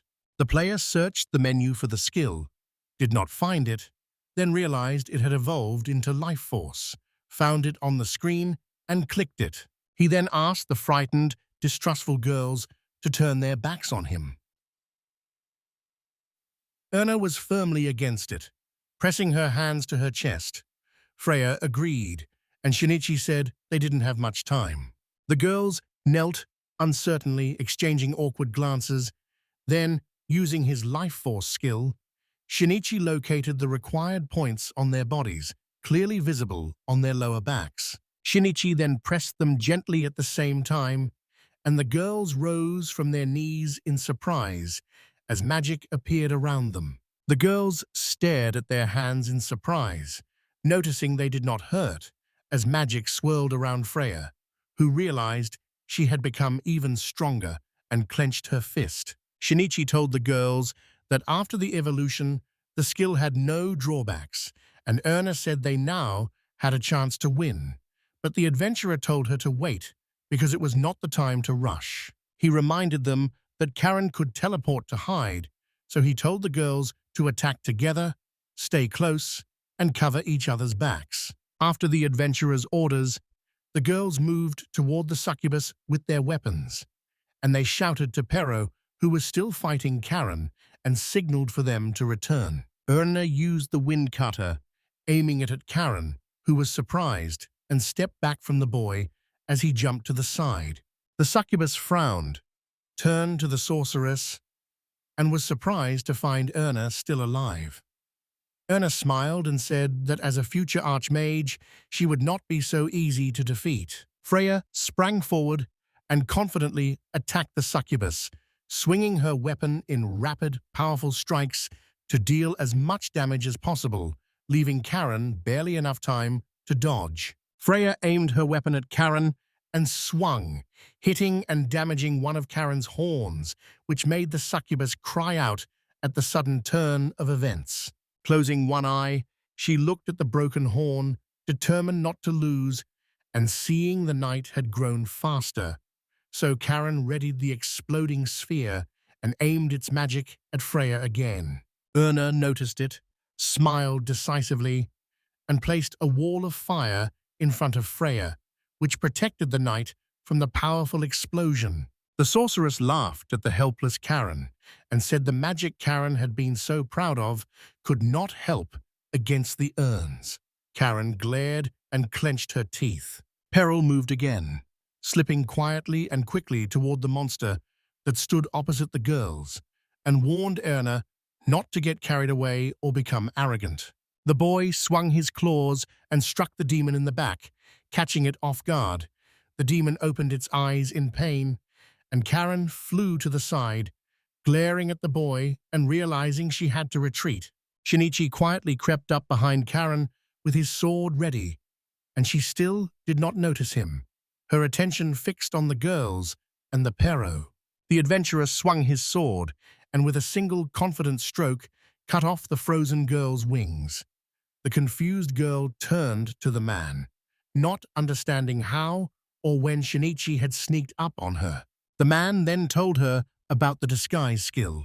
Karen was so busy fighting Erna and Freya that she had completely forgotten Shinichi. Furious, the succubus glared at the man, grinding her teeth and demanding to know how he dared do this to her, while Pero, Freya, and Anna leveled their weapons at the demon, tracking her movements and surrounding her. Shinichi pointed his sword at the helpless Karen and said the balance of power had shifted again, so she had to accept her fate. Shinichi pointed his sword at an angry, wounded Karen as she glared at him and realized she was surrounded by the adventurer's friends and the knight who held her at gunpoint. Clenching her teeth in anger and frustration, the succubus lowered her head, sure she could destroy them. The adventurer saw that his skeleton army had finished dealing with Karen's servants, who lay unconscious on the floor at his familiar's feet. Shinichi said the citizens were now free, so the girl had to surrender. He watched the weary succubus, his sword still pointed at her. The succubus was unhappy with Shinichi's offer and refused to give up like a human or an adventurer. When the magic sphere appeared in her hand, Karen used her power again and detonated it beside her, sending stones flying and making the adventurers cough. Freya and Erna raised their hands to shield their faces from the stones flying at them. Unsure what was happening, Karen glared at the girls and told Erna she would definitely get rid of her next time. Waving her clawed hand, she said goodbye and used her magic to begin disappearing. Erna saw the monster trying to flee, and Freya prepared to chase her to keep the succubus from getting away. Freya swung her weapon at the succubus with all her strength, but Karen vanished into thin air, unaware of the thread tied to her leg. Annoyed, the knight clicked her tongue as she watched the girl who had run away leave. Then they looked around and realized they had not seen Shinichi. Karen began appearing in the empty corridor on the 27th floor, sighing in annoyance and frowning at being mistaken by the adventurers for a weak monster. Injured, she walked slowly through the labyrinth, thinking she could have gotten rid of them while the adventurers slept, since in the end, only the winner could laugh last. Now she needs you to start appearing behind the girl. A strange voice sounded, and an adventurer attacked her from behind with his sword, wounding her in the back again, and making the girl cry out in pain again. Karen was surprised again. She did not understand how the man had found her and managed to catch up, so she glared at the man silently standing behind her and asked how he could know where she was. The man said he used his web skill on the girl, tied a thread to her leg, and teleported away with her, adding he was surprised she hadn't noticed him. She stared in horror at the thread tied to her leg, stayed on all fours, and coughed from the injury. Nietzsche stood over the helpless, wounded girl and asked what she wanted to say last. Her glare locked on the adventurer as she drew her pale eyebrows together and clenched her teeth, saying she would destroy him. The man said Karen no longer existed to people and stretched his sword toward the succubus. Shinichi then swung his sword decisively, bidding farewell to the demon and delivering the final blow. Seeing the succubus's fading body, he thought that even though she was a monster, she still looked like a cute girl, which made him feel bad about getting rid of her. After defeating Karen, the boy reached out to select a new skill, pausing to think about his choice, and Shinichi then heard someone call out, asking where he was, and looked toward the sound. He opened the labyrinth map to see where he and his friends were and how to get to them, then headed in their direction. After a while, he returned to his friends and called for Erna. Everyone looked at him and asked excitedly where he had gone, and the adventurer said he had teleported with Karen. Smiling, he told them Karen had finally been defeated, so her magic would break and the people would be freed from her hypnosis. Erna clenched her palms, glad Shinichi could do it, and Freya smiled as Erna had expected, while Pero looked away sadly. Pero then turned to everyone and said he could not help them, though he truly wanted to be like Shinichi. Nietzsche ruffled the boy's hair and told Pero that not even an earthquake could change the tides, adding that Karen was too strong for any one boy. The boy looked at the adult and asked if he would ever be strong enough to protect everyone, and the adult said he would because he was a holy beast. Freya was stunned, her eyes wide as she could hardly believe what she'd just heard, and the adventurer looked at her nervously, realizing they had let it slip. The knight did not believe the little boy was a holy beast. Shinichi reached out to calm the girl, but he did not have time. Freya dropped to one knee before the boy, closed her eyes in shame, said she hadn't realized she was petting a holy beast's tail, and offered a sincere apology. Shinichi grew nervous and pressed his palms together, begging the girl not to tell anyone about this secret. The knight said the holy beast was rumored to protect their country and warned her friends that if the adventurers did not report this to the guild, they could be severely punished. Shinichi then warned the knight that if they returned and told the guild everything, Peru might be taken from them. The boy said he had an idea, invited Freya to touch his tail near his ears, and added she could do it as often as she wanted, after which Freya froze. Closing her eyes and frowning, the girl made a decision, sighed, opened her eyes, blushed slightly in embarrassment, and said she had discovered the secret behind the fluffy tail. Gale came back, went over to the adventurer, and called to Shinichi, who immediately looked toward him.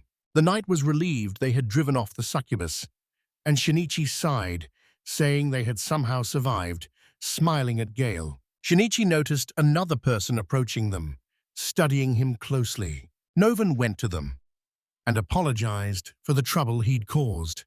They immediately told him not to worry because he'd been manipulated and wasn't to blame. Freya approached Noven, excited, and told him he had no idea how worried she'd been. And the boy, feeling guilty, apologized for what had happened. Shinichi told Erna they had to bring all the citizens and the skeleton army to the surface, and Erna was surprised to learn about the army as well. The adventurer looked at his familiars standing in a neat line and told them he would send all the skeletons to work on his farm.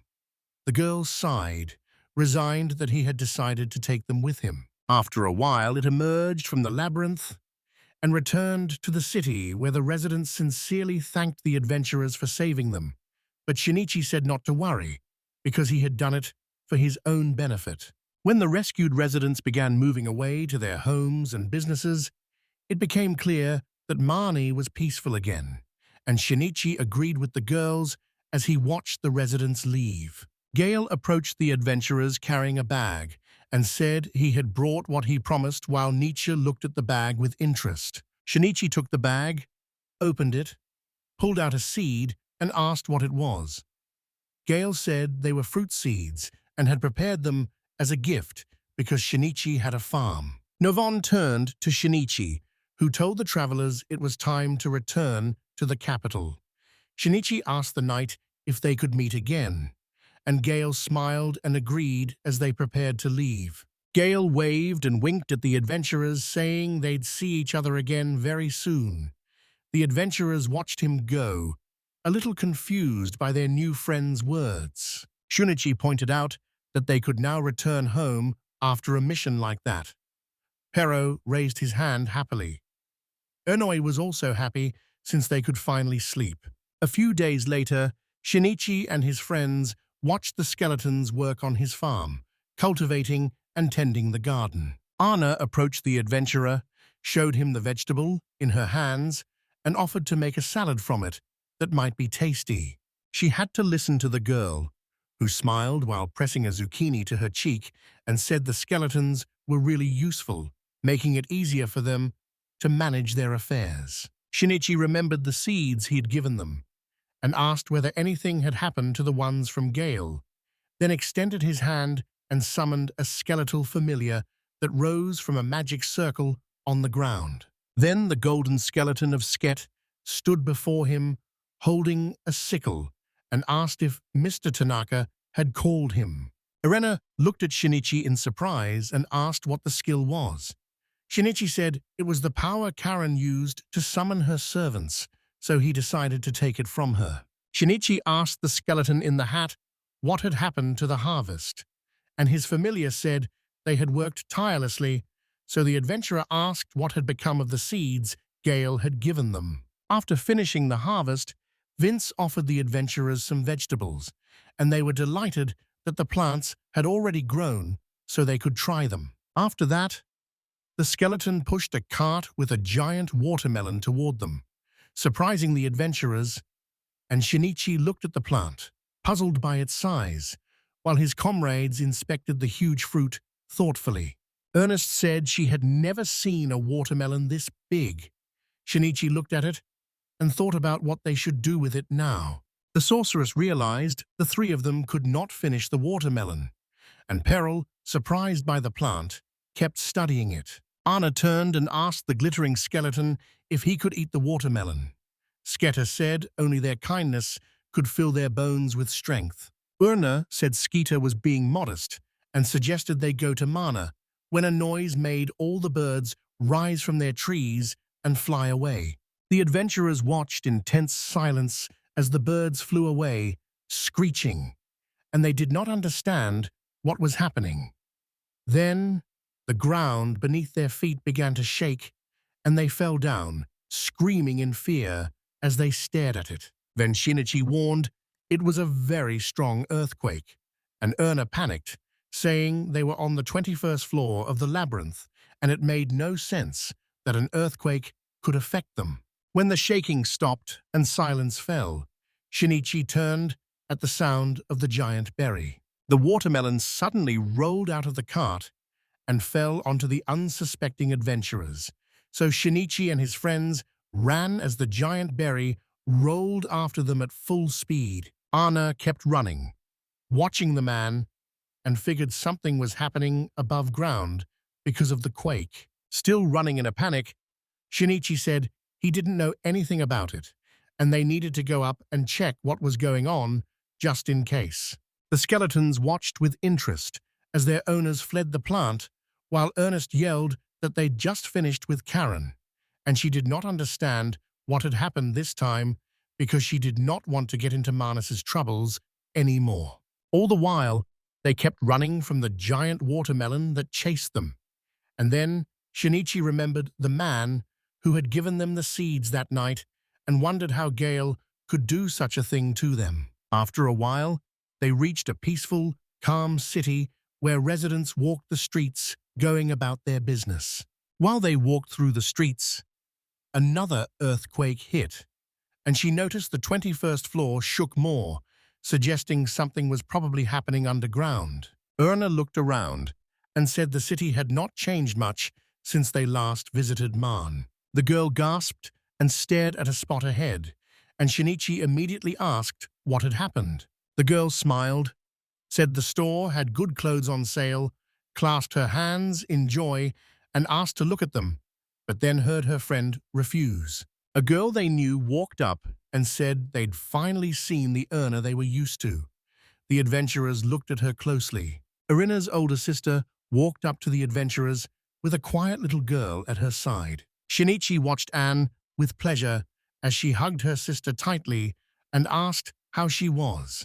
Urna, displeased, told her sister to stop sniffing her because it was very creepy. Shinichi kept watching the sisters and noticed that Anne was too clingy, that Anne had changed since she last met her sister during the dragon battle, and he didn't think that was okay. Yoon said she was very worried about Urna, but the sorceress, annoyed, pushed her older sister away and told her to leave her alone. Urna breathed a sigh of relief when she finally shook off her two pushy older sisters. Someone then approached them, spoke to them, and asked for a minute of their attention. Freya walked up, greeted them, and said it had been a while since they'd seen each other. Shinichi was surprised to see the girl smiling at the adventurer. Shinichi said the night was supposed to be in the capital, and she replied she had an errand and was told to find someone called Homeless. The boy pressed for more details, but Freya said the Duchess and Duke had told the girl to invite the homeless to the mansion and that the deadline was today. Shinichi hesitated and frowned, doubting the girl's words, because he was only an adventurer with some power, and Freya pointed at him and said she wanted him to accompany her. Elena grew nervous and began to stammer with excitement because she did not know what to do, and the sorceress added that Elena had no suitable clothes for the Duke's mansion. At that moment, Freya took the boy's hands and insisted Pero go to the royal capital because the Duke wanted to meet the boy himself.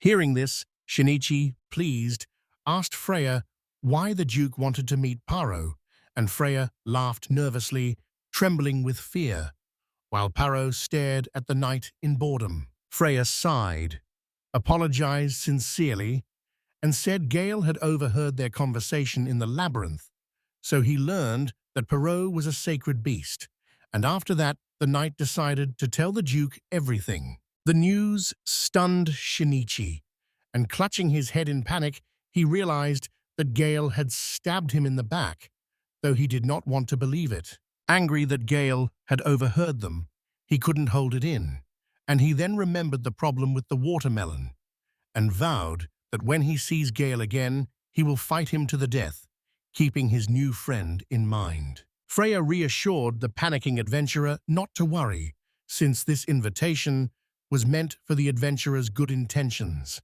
Shinichi replied seriously that he couldn't do anything to Freya anyway. After a moment's thought, he agreed, convincing himself he had come to the city simply to learn more about earthquakes. The adventurer thought back on the earthquake and the holy beast, realized he still had much to learn, and felt it might be a good time to visit the capital. The boy agreed to go to the royal capital because the Duke wanted him to, and Freya thanked him. Afterwards, she said a carriage to the capital was already waiting, so they would know where to find her when they were ready to leave, and began walking away from the adventurers. Elena could hardly believe it, and said she never expected to be invited to a mansion in the royal capital. Paro watched the sorceress closely, listening to her. She suggested there would be a lot of delicious food, picturing the beautiful dishes on the white plates at the table, and Paro happily agreed, while Shinichi looked at them with displeasure and said they were too optimistic. Anna called to Elena, crying with her arms out and reaching for another hug from her little sister, then wiped her tears and said sadly she had thought Elena had returned to the city but was leaving again. Suddenly, her older sister reached out and hugged Elena, saying that even if they were far apart, their hearts would always be connected. Elena said she understood and tried to push her away again. After a while, the adventurers rode in a carriage pulled by 2 horses toward the capital, and Freya once more nestled against Parrot's tail, gazing fondly at the boy's fluffy tail. She talked about how fluffy his tail was, hugged him tightly, and buried her nose in it. Then Freya said she was glad to be alive. Paro asked Shinichi for help because a knight was clinging to Paro's tail and refused to let go. The adventurer sighed and said it was a furry baiting. Shinichi told the girl to stop, because if she kept touching the boy's tail like that, Pero would soon start to hate her. Freya quickly pulled her hands off her tail and sat up, told the offended boy she had been careless, and apologized. As Shinichi sighed and turned away while Erno slept deeply. He suggested their success in Man, explained why they were invited to the royal capital, and Freya agreed with the adventurer's suggestion. Standing up, she walked to the cart's edge and looked out, saying the city's high brick walls were finally visible. The carriage carrying the adventurers passed through the capital gates without incident and continued into the city. Freya said it was the royal capital where King Logus ruled.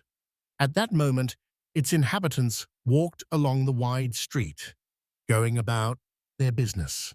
The horse-drawn carriage started moving slowly down the capital's crowded street as everyone went about their own business. The adventurers watched the locals. Some discussed business, others went about their tasks, and one person pointed to a paper while explaining it. Erna looked around, amazed by how crowded the capital was, and Pero, also impressed, said the buildings were much bigger than the houses in his hometown of Manne. Freya said they could explore the capital later when they had time because they were about to reach the Duke's residence. Perrault, sitting beside her, kept taking in the city. As the knight had said, after a short ride, they arrived at a large, beautiful mansion that looked well kept when they stepped out of the carriage, and Shinichi looked around and told the knight he had expected the aristocrat's house to be this big. Freya closed her eyes condescendingly and asked to speak, explaining this was the second residence in the capital, and the Duke's main home on the family land was even more spacious and luxurious. Shinichi looked at the mansion, appraising Ly, and said he was amazed at how wealthy it was, then asked her to tell him more. Frowning and glancing aside, Freya said she would take them to the Duke's room. The knight warned the adventurer that disrespect could lead to immediate punishment, especially for Shinichi, and the boy said boldly that he would keep her warning in mind. The knight led the adventurers into the building, where a butler stood at the entrance to greet them. The butler smiled and asked them to follow him. Shinichi watched him leave, surprised to find a butler here. Freya then told him he needed to know a little more about the aristocracy. The butler led them to the correct room, knocked, and told the Duke that the homeless man had arrived. A man standing alone at the window turned his head toward the door when he heard his butler. The serious man then looked at the people who had come, introduced himself as Adel Medil, the head of the family, and asked Shinichi to save his son. The adventurers looked at Duke Adel, who said he wanted to express his gratitude and, if Shinichi and his friends did not object, asked the adventurers to reveal their names. Tanaka Shinichi, the group's leader, went first and introduced himself to the Duke, meeting his gaze, and Erna Frederia smiled and introduced herself as a homeless magician. After hearing the sorceress' introduction, the Duke looked away with a frown, thought about her words, then asked if she meant the Frederia he had in mind, and Erna froze with fear. She lowered her eyes and looked away, then said she hated to talk about it, but admitted she was Frederia of Santa Lucia. Duke Medila's eyes widened at the sorceress's confession, and after a short pause, he apologized for not knowing she was a duchess from a great country, and the girl remained silent. Shinichi and Perrault stared at their friend, surprised because they had never heard this about him. Shinichi screamed in surprise at the statement, and Ernest put a hand to her head and said the guy was too loud. Afterwards, they gathered and sat at a table with 4 cups of tea, steam rising from them as it slowly faded. The Duke said the Metal family had the chance to meet the Frederick family here and possibly find Lord Frederick's missing daughter, so Lord Frederick must be delighted. Ura sighed and asked them to stop talking about it. Calling herself Fredaria was an option, but she said she left home to become a great magician. The Duke suggested it was the perfect time to speak with her father and return to the house, which slightly surprised her. Duke Adel smiled and said Duke Fredaria had actually stayed overnight in his mansion, and Erna pressed her hand to her chest in fear, surprised her father was there. The Duke told the girl he was sure her father would be happy and relieved to see his daughter, and she did not know what to do, staring sadly at the cups of tea as she thought about Duke Medel's words. Perrault looked closely at the sad girl and told Erna she looked pale. The boy asked if she was all right. The girl said nervously that she was fine, forcing a smile. After that, Duke Adel looked at the boy and then at the sacred beast, which fixed its gaze on the man, admitting he had been looking forward to their meeting. Smiling kindly, the man told the boy he looked forward to the day when Perrault could use his powers to protect their country. The sacred beast, eyes hard with resolve, vowed to protect Shinichi and Erna. He was about to say he didn't care about the country when a man's hand covered his mouth. Perrault kept humming in Shinichi's palm as the adventurer smiled and said his stomach had been growling from the start, so he wondered if they would have meat for dinner. Hearing the adventurer's words, Duckadel smiled and laughed at the boy and said there would be plenty of meat for dinner, adding that he hoped they would like their special dish. After a while, Shinichi and his friends were left alone. Perro and Shinichi watched Ernest standing by the closet, her forehead pressed to the door, silent and clenching her fists. Erna sadly told them she never imagined her father could be in this mansion, and that she did not want to meet him at all. The sorceress turned sharply to Shinichi, put her hands to her head, and said she wanted to go home, urging them to return to the labyrinth, and Shinichi gave the girl a skeptical look and told her to calm down. The girl ignored the man and kept panicking, saying she had run away from home to become a great magician. If Erna had known this could happen, she would never have come here. Nietzsche listened patiently to the girls tossing and turning, then said she was a lord's daughter, so he did not understand why the girl reacted that way to their upcoming meeting. As a man passed their room, Erna called from inside that Shinichi did not realize her father was not a good person. Passing their room, the man stopped when he heard the girl's words, unable to believe the familiar voice was his daughter's. Approaching the door carefully, he took hold of the handle and pulled it toward him. Then, looking into the room where Ernest stood, he turned his head toward the person who had interrupted their conversation. The man entered the room and frowned when he saw Erna, who went pale, looked at her father in fear, stood awkwardly feeling the cold in the room, and said they had not seen each other for a long time. Closing his eyes in displeasure, he confirmed that his daughter was now in the mansion. Turning to the door, he said it was almost time for dinner and suggested they talk at the table. Shinichi and his friends stayed in the room in complete silence. Shinichi told Erna, the girl he was trying to encourage, that everything was okay, but he knew it wasn't, and she felt frightened, anxious, and unwell. Various dishes sat on the table, looking appetizing on their plates and ready to be eaten. Adventurers and representatives of noble families gathered at the dining table in the spacious dining room. Father ate in silence, cutting pieces and popping them into his mouth, while Erna sat awkwardly opposite him, not touching her food and looking down at the table. After a while, the man turned to his daughter, who stayed silent and said nothing, and the magician asked where she had been for the past 9 years, but Erna kept her head down and said nothing, as if guilty. Duke Meadow cleared his throat, pressed a fist to his mouth, set down his cutlery, and then looked at his son, who smiled and began to talk about how Princess Erna had saved his son with her superior magic. This, he said, was to be expected from the famous Freya family of San Lucia, and reminded us that Ernest's father was also a great magician. Ernest's father was surprised to see his daughter use magic so well. It felt strange, because in his memory, Ernest could only use basic magic. Duke Medell will reply that he also received the same information from his people, but will add that Erna fought and defeated that succubus.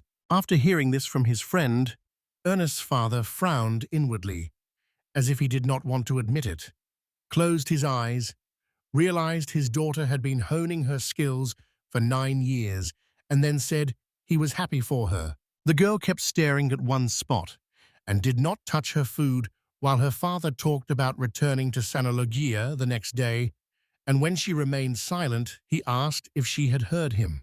The girl stayed silent, as if she were afraid to speak. Then her father said she had done enough, and now had good skills and some free time. Hearing it all, Shinichi looked at his tense friend, who didn't move, and spoke for her, apologizing to Erna's father for interrupting. The man praised Erna as a capable ally and said he wanted her to stay with them if possible. Hearing that, Erna looked at him right away. Ernest's father said he wasn't interested in the adventurer's opinion, and that outsiders should not interfere in the affairs of the magician's family. Shinichi agreed with the mage, but pointed out that Erna had left home to become a great mage, and asked the man to wait a little while until she fulfilled her long-held dream. Hearing the boy's words, the man grew angry and demanded to know how the boy could call himself his equal just because he was an adventurer, then warned him to shut up, or he would kill Shinichi. The man then said he seriously doubted why a humble, poor man like Shinichi was sitting at their table. Shinichi was about to reply to the man's rude interruption when Ernest rose from her seat, stopped the adventurer from unnecessary actions, and turned to her father. Determined, she looked at her father, pushed aside her fear, and said she wanted to keep being an adventurer. Her father didn't understand what she was talking about. As a daughter of the Federation, she should have known what it all meant. The girl explained what it meant to her, since she would have to marry into a royal or aristocratic family. Later, she revealed that on the day she ran away from her family home, Erna vowed to become a great magician and asked her father to wait a little longer until the wish came true. Duke Madi looked at his friend, who frowned thoughtfully, and as he continued cutting the food into pieces, said he was surprised that the girl who had always been obedient was now contradicting him. He looked at the girl sternly and said he still could not grant her request, and she listened as he added, he was not sure his daughter could become a great magician. Erna got angry and held her ground, saying she had grown a lot since then. The man calmly kept eating his dinner, noting his daughter was repeating herself, and he would not let her remain an adventurer. Refusing to follow her father's lead, the girl insisted she would not give in and would keep being an adventurer even if she had to be stubborn. But the man cut her off, saying he would wait only a few days. The magician placed his hand on the table and slowly stood up, telling his daughter to use the time to get ready to go home.